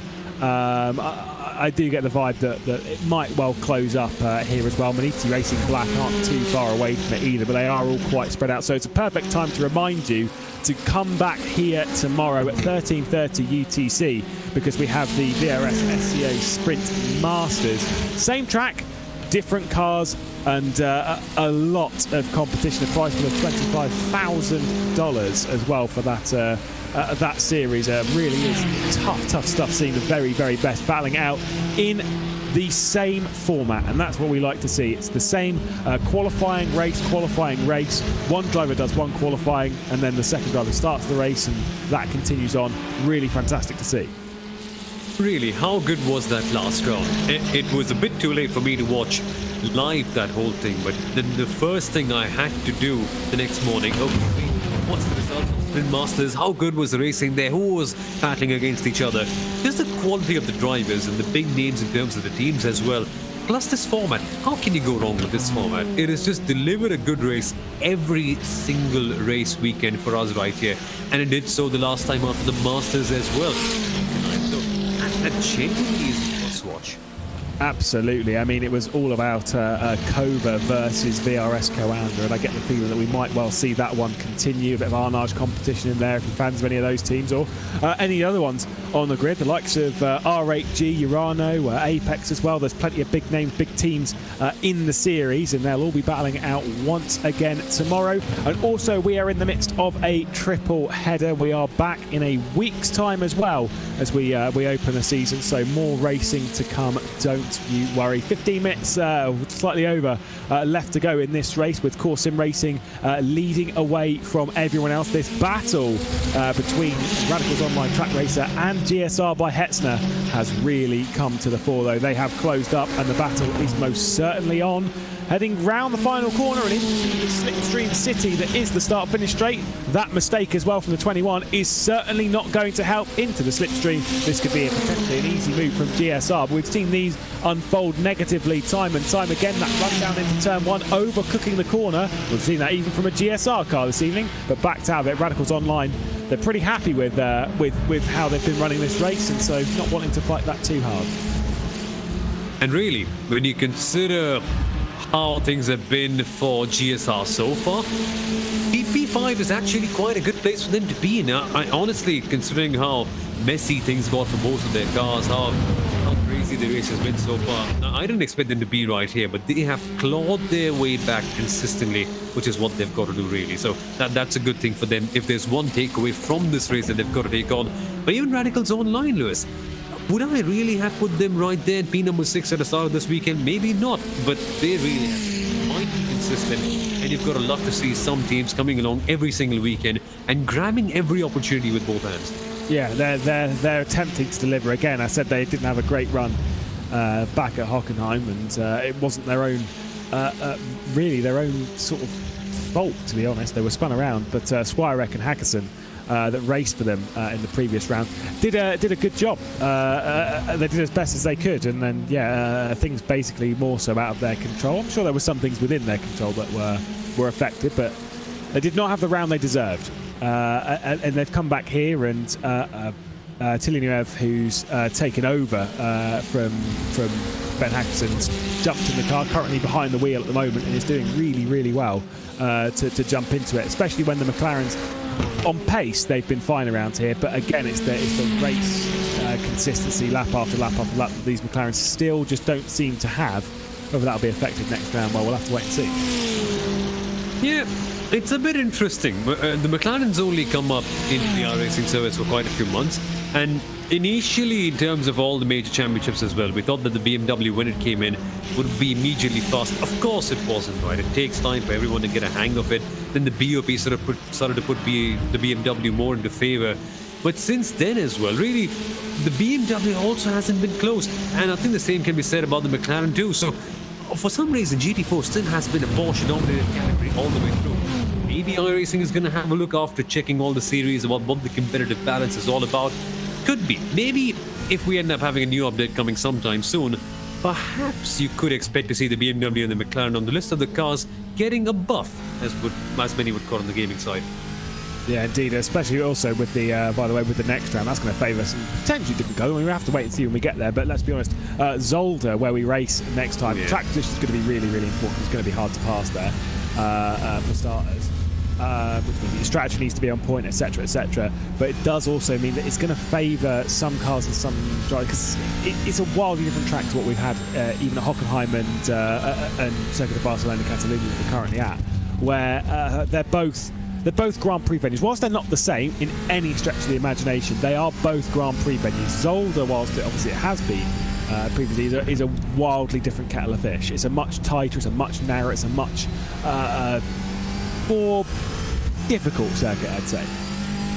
And I wonder, maybe that could be a McLaren one, because passing is so hard and the McLarens have proven to be such a good car in qualifying. I mean, we've only got to wait and watch, honestly, but its signs look like it could go towards McLaren. But then again, there's been so much volatility and versatility in these races. I wouldn't bet on anyone just by sitting right here. We've only really got to wait and watch. Absolutely, and I say, same time in a week we'll be racing around Zolder on the 16th of July. Then we take a bit of a break and we'll do the final 3 rounds of the season. So there's plenty more to look forward to with the VRS Sports Car Open here, both in the Sprint Challenge and Sprint Masters, running on back-to-back days throughout the season. This battle, once again, as we're looking at it, whilst Radicals Online Track Racer have been passed by GSR Hetzner, they've not exactly dropped off. They're still well within the mix, and more so to try and keep Rebecca Pauline at bay in the fiercely forward IRS car. If she can get by the Radicals Online Track Racer car, that'd be a decent response. I know they've qualified in 3rd in both races today. A qualifying record, by the way, for them might actually be the best in the series, because I know they didn't have a great qualifying in race 2 of the season at Hockenheim. Really, they've had pole position and 2/3 at least to add to the mix. So doing very, very well in the qualifying department, and that will go well at Zolder. I have no doubt. I mean, I love the mix of the circuits as well, right? When you've got Hockenheim and Barcelona where you can really pass all, then comes Zolder when things really get tricky. I like it. I like how things are genuinely mixed up in the calendar all the way through. Sort of brings a few teams in and around the championship all the way through. Like Formula 1, right? I mean, when you consider what was happening in Formula 1 early on in this year, we thought that, okay, Monaco is going to be a Red Bull only track, but then again, we might see France as a Mercedes only circuit. There's sort of versatility in the championship, and certain cars being favored at certain circuits brings an extra element to it, and really it just helps out that we have multi-class racing. Had this series happened a year ago when we only had just the Porsches, I can't imagine this being just as half as exciting as what it is right now. Love seeing different, yeah, you got to have the different cars, different brands. It's what creates storylines and stuff like that with the Aztec Simsport Volante car. Unfortunately, they've not been able to answer the call this race, courtesy of the retirement on lap 1 through that carnage-filled start. Not even before we got to the first corner. They out of the race, but a great race in the previous one, and up into the podium spots, potentially. They were doing very, very well indeed. 4th spot on the road, were battling it out for the podium, but unfortunately not able to do so, but they'll take 4th, I'm sure. There has been a switch. The fiercely forward 53 car has got by the Alcantec NHR car, who continue to drop backwards after a fantastic start. They've been involved in the mix. They've got some broadcast time, so good on them. Unfortunately, just the pace just dropping out through the fingers a little bit, but you do have to give them a lot of credit. They have fought valiantly. They have. They've shown lots of character in this series so far. I mean, that's lovely to see. Sometimes it just doesn't work out in your favor. The result always isn't in your place. But really, in terms of sim racing right now, a lot of it can also be down to how often do you appear on the broadcast? How entertaining have you been so far? What sort of impression you leave in the minds of all the viewers? And in that case, really, you can't put a finger against Fiercely Forward as they make contact yet again. Interesting. Yeah, a bit of a dive there from Rebecca Pauline, making contact with the Radicals Online track racer car down into turn 10, where they've made quite a few moves today, just sort of coming together there. I don't know if anyone will get involved in that. I think it's just as it is, a bit of hard racing between the two. Of course, they'll be pretty miffed in the Fiercely Forward IRS camp after being spun around earlier in the race, up at turn 9 from the Sim RC car, if I remember correctly, the 76 that's still in pit lane. I was more expecting to be out on the racetrack, just at least trying to score some points and trying to get something on the board, but alas, remaining in pit lane. Now Fiercely Forward, though, they're going to set their sights on the GSR car, who, at least from what we saw in the previous race, they could most certainly do. And what was it that you said, that we've constantly seen those two battling? I think we're going to see more of that. I don't mind at all. I've been enjoying every single bit of it, and I mean, I can only wish it was slightly cleaner at times. But then again, I think that'll happen over the season as they sort of understand the drivers, and really, it's a big point to this one. It takes a lot of time to sort of build up trust with all the drivers, so you know how a certain driver is going to perform when you're going side by side with them, and how the other is going to do so. And really, that's the defining part in racing that many people end up underestimating. Just spending more track time with other people and knowing how they race can be such a beneficial factor. I mean, knowing how a certain driver performs, you can just get a better idea of, okay, should I leave more room for this person or not? That's all big time. Yeah, absolutely. I mean, not that. I mean, it does seem, at least for the most part, that most people it does get along. So this kind of point doesn't really necessarily manifest in this series right now, because we've not got any bitter rivalries or anything. But there is a point when it comes to sim racing, is not when you have to have a book or anything, but sim racers have memories. You know, especially if it's contact. Sim racers, races in general, like memories, not so great. But when it comes to contact and stuff, lasts a lifetime. And like, I can even recall contact that I've had with someone back in 2013, and I can tell you who it was and everything. I'm still holding that grudge even now. You know, you have memories of who you race with, which means that you know exactly, in a sense, not saying exactly how much room to give, but you know who's the kind of driver that's going to dive you. You know who's the driver that you're going to have to work with. And when you're learning some new names or whatever, you start to think, okay, what kind of driver are you? How are you going to race me?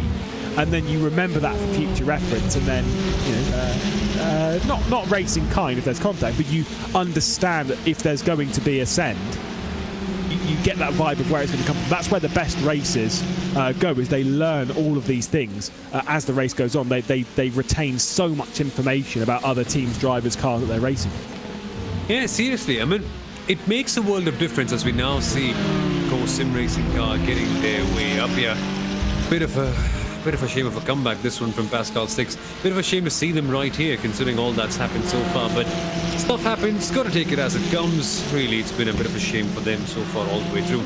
But seriously, I mean, so many sim racers, a lot of them end up racing each other very often when you consider that all of these names are, of course, top endurance racing drivers, top sprint racing drivers here and there. So many of them have. But when you mix those disciplines in, I mean, there's a very limited chance that someone like RSR might have raced with, say, sim racing, because they haven't shared championships all so often. So when they do end up going side by side, it's a good sort of thing for them to just go side by side once, get an idea of what the other driver is like, so that you can prepare better and just make mental notes in a way. I think one place where we might see some side-by-side, and I understand that this might be a little bit disappointing for some of the Fiercely Forward fans, because the Fiercely Forward Tricolor car is coming under a fair amount of pressure from the Team RaceFox Sim Racing car that's been chopping that gap down, tenths here, tenths there. I mean, remember back earlier in the race, there was probably about 5 or 6 seconds between those after the breakaway that the Fiercely Forward Tricolor car had was up there with the race leaders. Just hasn't had quite the pace to match them, and dropping back now into the clutches of our 3-time podium sitters this season, looking for 4 on the bounce here at Barcelona. 5 minutes left on the clock, so 3 laps to go. It's going to be a tight fight for Fiercely Forward to hang on to the podium spot, but if there's a team that's going to try, based on the racing that we've seen today, based on the racing that we saw towards the end of race 1 with all of the Fiercely Forward cars, the GSR cars as well, they will fight this as hard as they can. Yeah, especially the Tricolor machine with the new paint scheme. They just look on fire. I don't think I've seen them so far up in the series so far yet, but this has just been a tremendous drive from them all the way through. The gap is falling down, as you rightly mentioned. It's just stumbling. And RaceFox, just look at the way they enter the corner with that aggression. You know that the confidence and the pace is on their side. It'll take quite something to hold them back. And time is more on RaceFox's favour here. Yeah, it certainly is. There is still quite a few laps, and pace very much seems to be in control of the number 31. Oh, it's going to be around the outside. Not sure that one's going to work. Wasn't quite there enough. Good effort, though, to try and give that one a go. Maybe trying to make it look a bit too fancy there as we ride on board with Lucas Gabler, trying to find a way through on the Fiercely Forward Tricolor car. Rising and then dropping down the hill through the penultimate corner to the final corner, onto the start-finish straight into slipstream heaven. With it being 3 minutes and 50 seconds on the lap, it's actually 3 laps to go from here. So has plenty of opportunities to try and get by and get onto the podium, but defensive line more weaving across to break slipstream rather than in defence, and now is going to hold a defensive line into turn 1 at the moment is the Tricolor car. Got to go around the outside for RaceFox. Is going to make that one stick, is all the way around the outside and has gained the position. Unfortunately for the Fiercely Forward Tricolor car, the podium dream looks to be unfolding. RaceFox back onto it, and potentially for the 4th consecutive time, RaceFox are right up there, but it's not done yet. Most certainly not. Yeah, exactly. But the pace clearly does seem to be in the side of the RaceFox team. So with 3 minutes to go, it'll take something special from them, really. But again, as we've been constantly saying, there's one team to bring their A game, one team to bring something special in the last few minutes. Has to be them. What about their teammates doing the IRS machine in the McLaren? What can they pull out from their bag? And this battle between them and the GSR team, we said it'll go down to the line. We said it will go on right down to the very end. Guess what? We're seeing just that. It absolutely is. Fantastic to see as well. See where the racing is going to happen, see where the dive is going to happen. I mean, I'm pretty sure we've seen a dive into most of the corners around Barcelona from these two on each other at some point through the evening. So, alas, I would suggest that we're going to see something dramatic between them, and rightfully so. They're battling for a good spot. This is the fight over a top 5, so you know, a decent one, so a good points haul, a potential recovery up the order from either a bounce back from a pretty disappointing race 1 as well. And with a couple of laps left on the clock, there is going to be something to be gained here. It's just where the move's going to happen. Think it's going to be a dive down into turn 1? Surely. I think that would be the most sane move that these two have made on each other all the way through this race weekend. The IRS car does have that confidence. Rebecca Pauline is getting closer, and so they will go to the inside line. Smart defending though by the GSR machine. Yeah, Anderuti doing a solid job, not covering it off. If you cover it off, you take a slower line, you might open the door on the run through here at turn 3 up to 4. But alas, just running the racing line and understanding when to defend and when it needs to be, when the dive just isn't going to come. You can see they're opening the steering angle through turn 14 to make it as quick and as smooth as possible, potentially even struggling for tyres. Here we go, going to cover it off. Rebecca Pauline has to go to the outside and is going to do so. Not really the ideal corner to do an outside pass, but if you get it hooked up a bit like that, it might give you a decent run down through 5 into 7. Through 6 into 7 here, and then the rise up the hill through 8 through 9. Not quite close enough yet. Yet is the key question. Time is still almost on their side. It's running out, nevertheless. They still have just about enough to make that move in. So, finally, this could be the chance. Maybe coming off turn number 1 the next time out, that could be in. All they need is a good run through these final couple of corners. Remember, no chicane. So that could help them out big time. Yeah, indeed. We are about to head onto the final lap of the race with 10 seconds to go. Course Sim Racing running away with things at the moment. Ramstein behind the wheel, 1.5 seconds. SimRC are closing it back in. Their later race pace does seem to be better than the Course Sim Racing team that is leading the field at the moment. It's just a little bit too late for them to make any sort of realistic charge unless there's going to be a mistake. The Course Sim Racing car. Here we then riding on board with Rebecca Pauline. A late dart across to defend and continuing to move. The Hetzner car is going to hold it down the inside, and there is Rebecca Pauline making that one stick, but it's all the way around the outside of 1. They're going to continue to go side by side. It's covered off by the GSR car as they rise up the hill through T3. That was well sorted out, and that is one overtaking opportunity ticked off. Very nice. Some good fun racing between both of them. Hard, certainly, but fair all the way through. Pauline sends one down the inside, and of course they make contact. That's just been the trend for today. Yeah, maybe you could argue the dive was committed to, and then the GSR car came over in a late fashion in reactionary defending, so that might be why there's not going to be a switch back. They're just going to allow race control to deal with it in the final stages. I don't really know how I would view it, to be perfectly honest. It's a little bit hard to view. It's hard racing, let's go with that. Yeah, exactly that one. There was a dive, there was a commitment all the way through. Had to happen at some point eventually, considering how hard they were racing. But hey, here we are.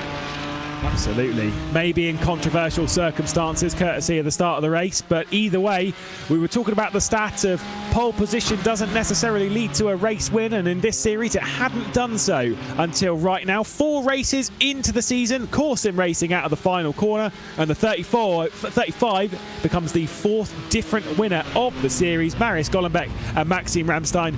Will it hold? Well, we'll have to wait and see. But for them, they have driven outside of the race start, a flawless race. What a race. What a drive so far by Course Sim Racing. Payback is what they will be calling this one after all that happened early on in this race. And now Rebecca Pauline here. Controversial circumstances indeed, but getting P5 for Fiercely Forward IRS. Man, I could honestly watch Fiercely Forward IRS and German Sim Racing duel it out against each other for the entire season, and I won't get bored for a second.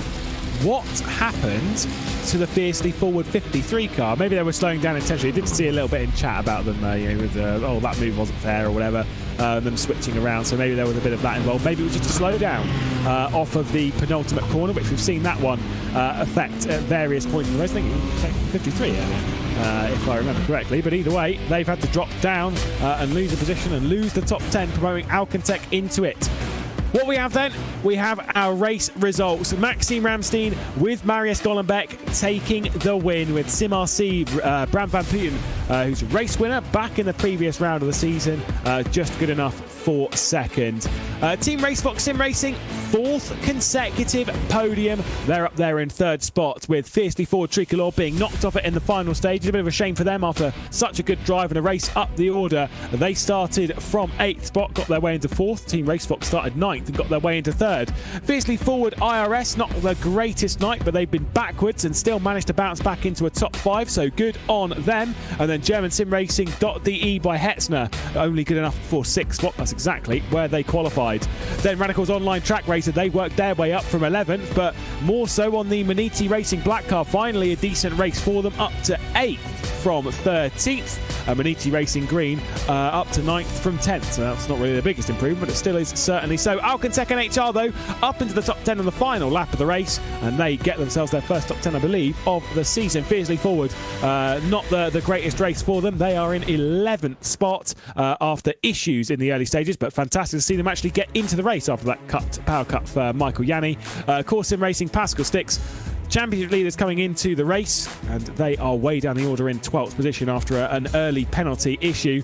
GSR by ACV, not a great race for them either, nor with the RSR by Primus Engineering. They didn't have a great day all day long. They've been backwards into the gravel trap twice, so not really fancying their way up. And well, what was it from our race winners in the previous one? SimRC, Felix Luding out of the race in that after early contact in the early point of the race, spinning around the Fiercely Forward IRS car.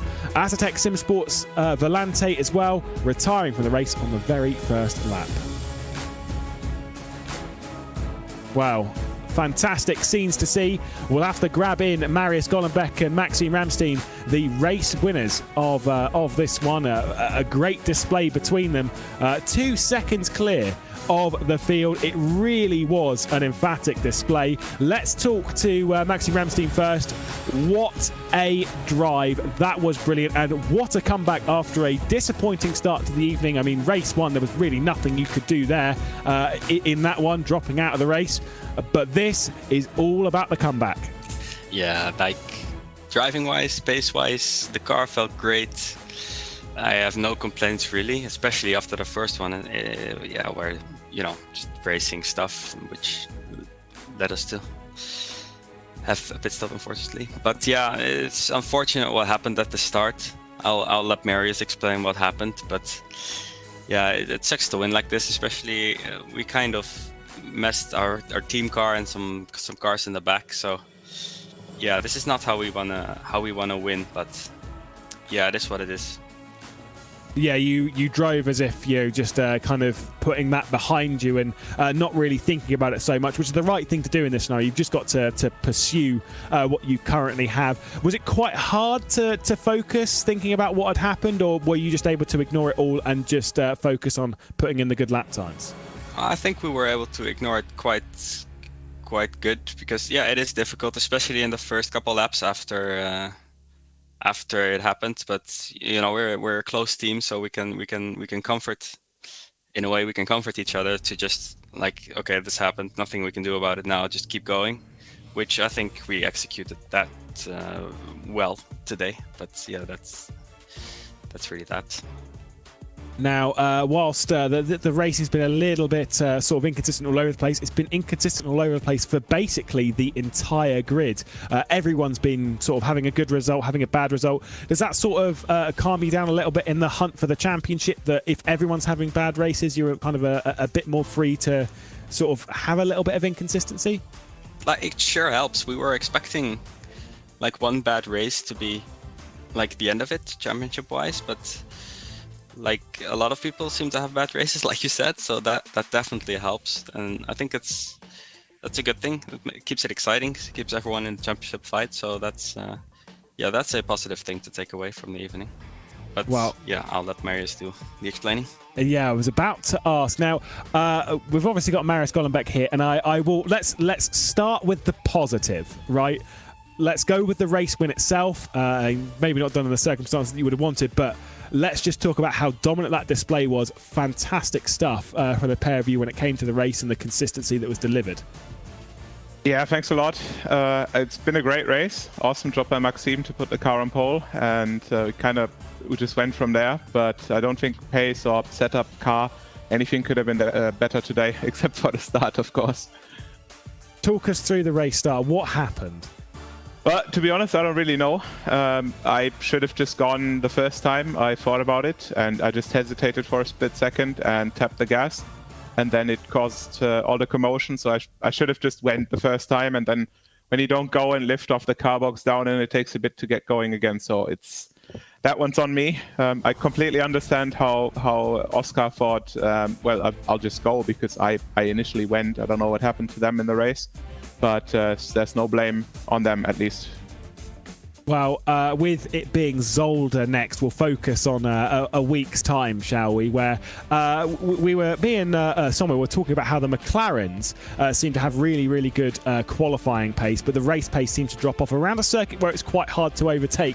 Do you see them being a real contender? Honestly, yeah, absolutely. They've been super strong in qualifying all season, and with the current BOP, I think especially Zolder should suit them.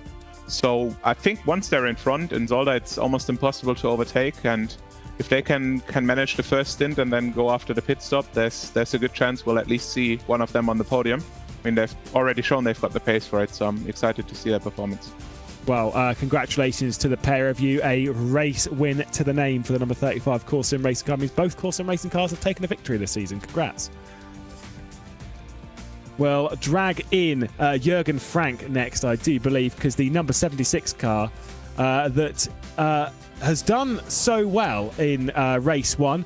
Jürgen Frank, talk to us. Let's focus again on the positive side of things. Of course, the race evening didn't go quite your way in the end of it, but the first race did so. Talk us through that. Yeah, good evening, guys. Race one was really a blast. It worked perfectly at the start. Perfect start. We moved up to the front. Even we could get the second car onto P2. They had a quite hard fight during the race. I think it was with RaceFox. They were really strong today, but they managed to keep P2 there. So yeah, overall we are quite lucky. Sad for my number 76 car in the second race that we crashed out, got a meatball penalty, and yeah, the car was basically done. It had 15 minutes of repairs, but overall we are really happy. I think it could be the championship lead for the 77 car now. Yeah, I was going to ask again. I did ask this a little bit earlier as well to the Marius Gollenbeck, and that it's about the inconsistency of teams and stuff throughout the season. Do you kind of foresee this as being a thing throughout the rest of the season about the inconsistency, or do you think things will start to settle down as the rounds go on? I think it will not settle down because the McLarens are really fast in the qualifying, and in the race you have to pass them, but they're still not slow in the race, but it's hard to pass them, and then that could mix things up all the time, like it did today. Well, thank you very much. Congratulations on the race victory to open the night. It's a shame for how it ended, but either way, we move on to the next round of the season at Zolder. Yeah, thank you, and see you next week. And finally, we'll drag in a team which me and Sommel have been so impressed by this season. Team RaceFox, we've got Lucas Gabler in the booth. 4th consecutive podium in the series, looking absolutely bulletproof on consistency where other people are falling by the wayside. How does it feel to once again be on the podium and to just be looking so confident and comfortable? Yeah, it feels amazing, as well as my starts in both first races last week and this week were quite impressive in terms of position gains. So I think if we can continue like this, we'll finish way above the standings. So with race one, we'll focus on that, because what an incredible start to the race. You started 7th and ended up 3rd, but you were leading for quite a bit of it. It was manic and chaotic. Were you quite calm whilst all of the side-by-side crazy action was going on, or was it still quite a tense affair even behind the wheel of the car? Yeah, it was quite intense, but the car just felt amazing. I had so much grip, which I actually wasn't expecting. So I just felt nervous, but also very confident. Well, with the grip differential between the races as well, so we were talking race 1 was around about 42 degrees track temperature. The second race dropped down quite a bit to around about 24, 25, maybe even a little bit lower than that as well towards the end of the race. Does that difference really affect the car quite dramatically, or is it sort of more of a subtle effect? I think it's just a bit more driving style and changing our way of driving, but for example, we practiced a little bit more in the high temperature sessions, so I think that's where we were most strongly, and we didn't practice so much in these low temperatures, but I think we did a good job as well in the low temperatures, so yeah. Well, final question then. It's kind of got to be asked. 4 consecutive podiums. Is there a race win on the table? Well, I hope so. I think Zolder, I'm pretty confident that my pace is going to be good. So let's hope for next week. Well, best of luck to you then, Lucas Gabler in from Team RaceFox. By the way, great livery on their car. Sommel, thoughts on the round? Race 1, clean, fantastic racing. Race 2 was a little bit dirtier and a little bit more going on. Sum up the night for me. Yeah, it's been literally all you could ask for all the way through. We've got some clean racing, we've got a bit of a shenanigan.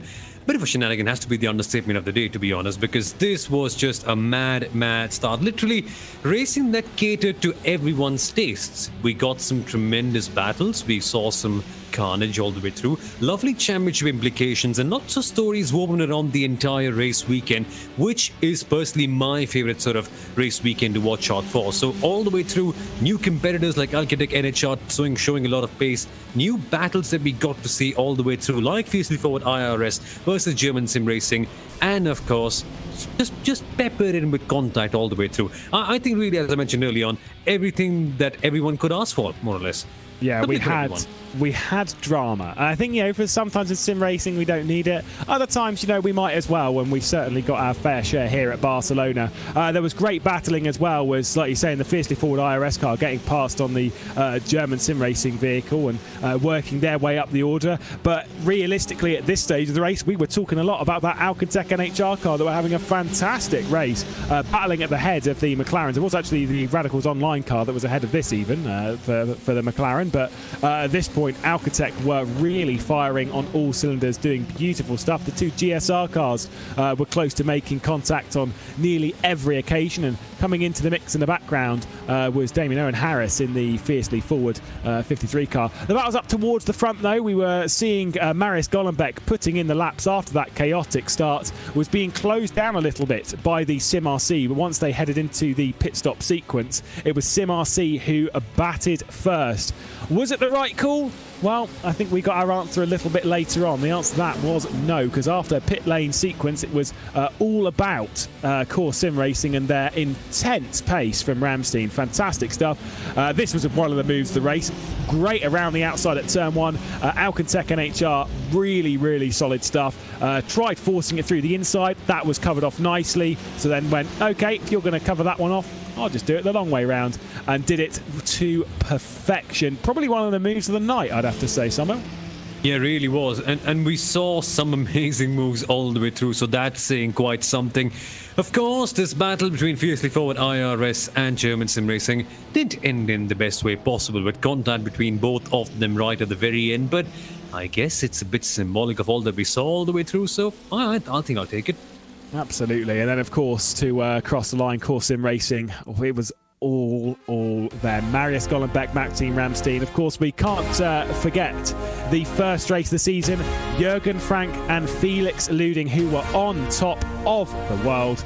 Is that going to continue? Well, we'll have to wait and see. We'll be back in a week's time when we go racing at Zolder, but the action is most certainly not done. We are back at 1:30 UTC tomorrow for the SCO Sprint Masters. Our Junior Kankapati and me will be in the booth to take you through more of the action, and there will be sensational stuff, I'm absolutely sure, especially if today is anything to go by. Got to give enormous thanks as well to previous iRacing World champion Hugo Luis has been guiding us through the broadcast and getting those pictures onto your screen. Until next time, though, thank you so much for joining us.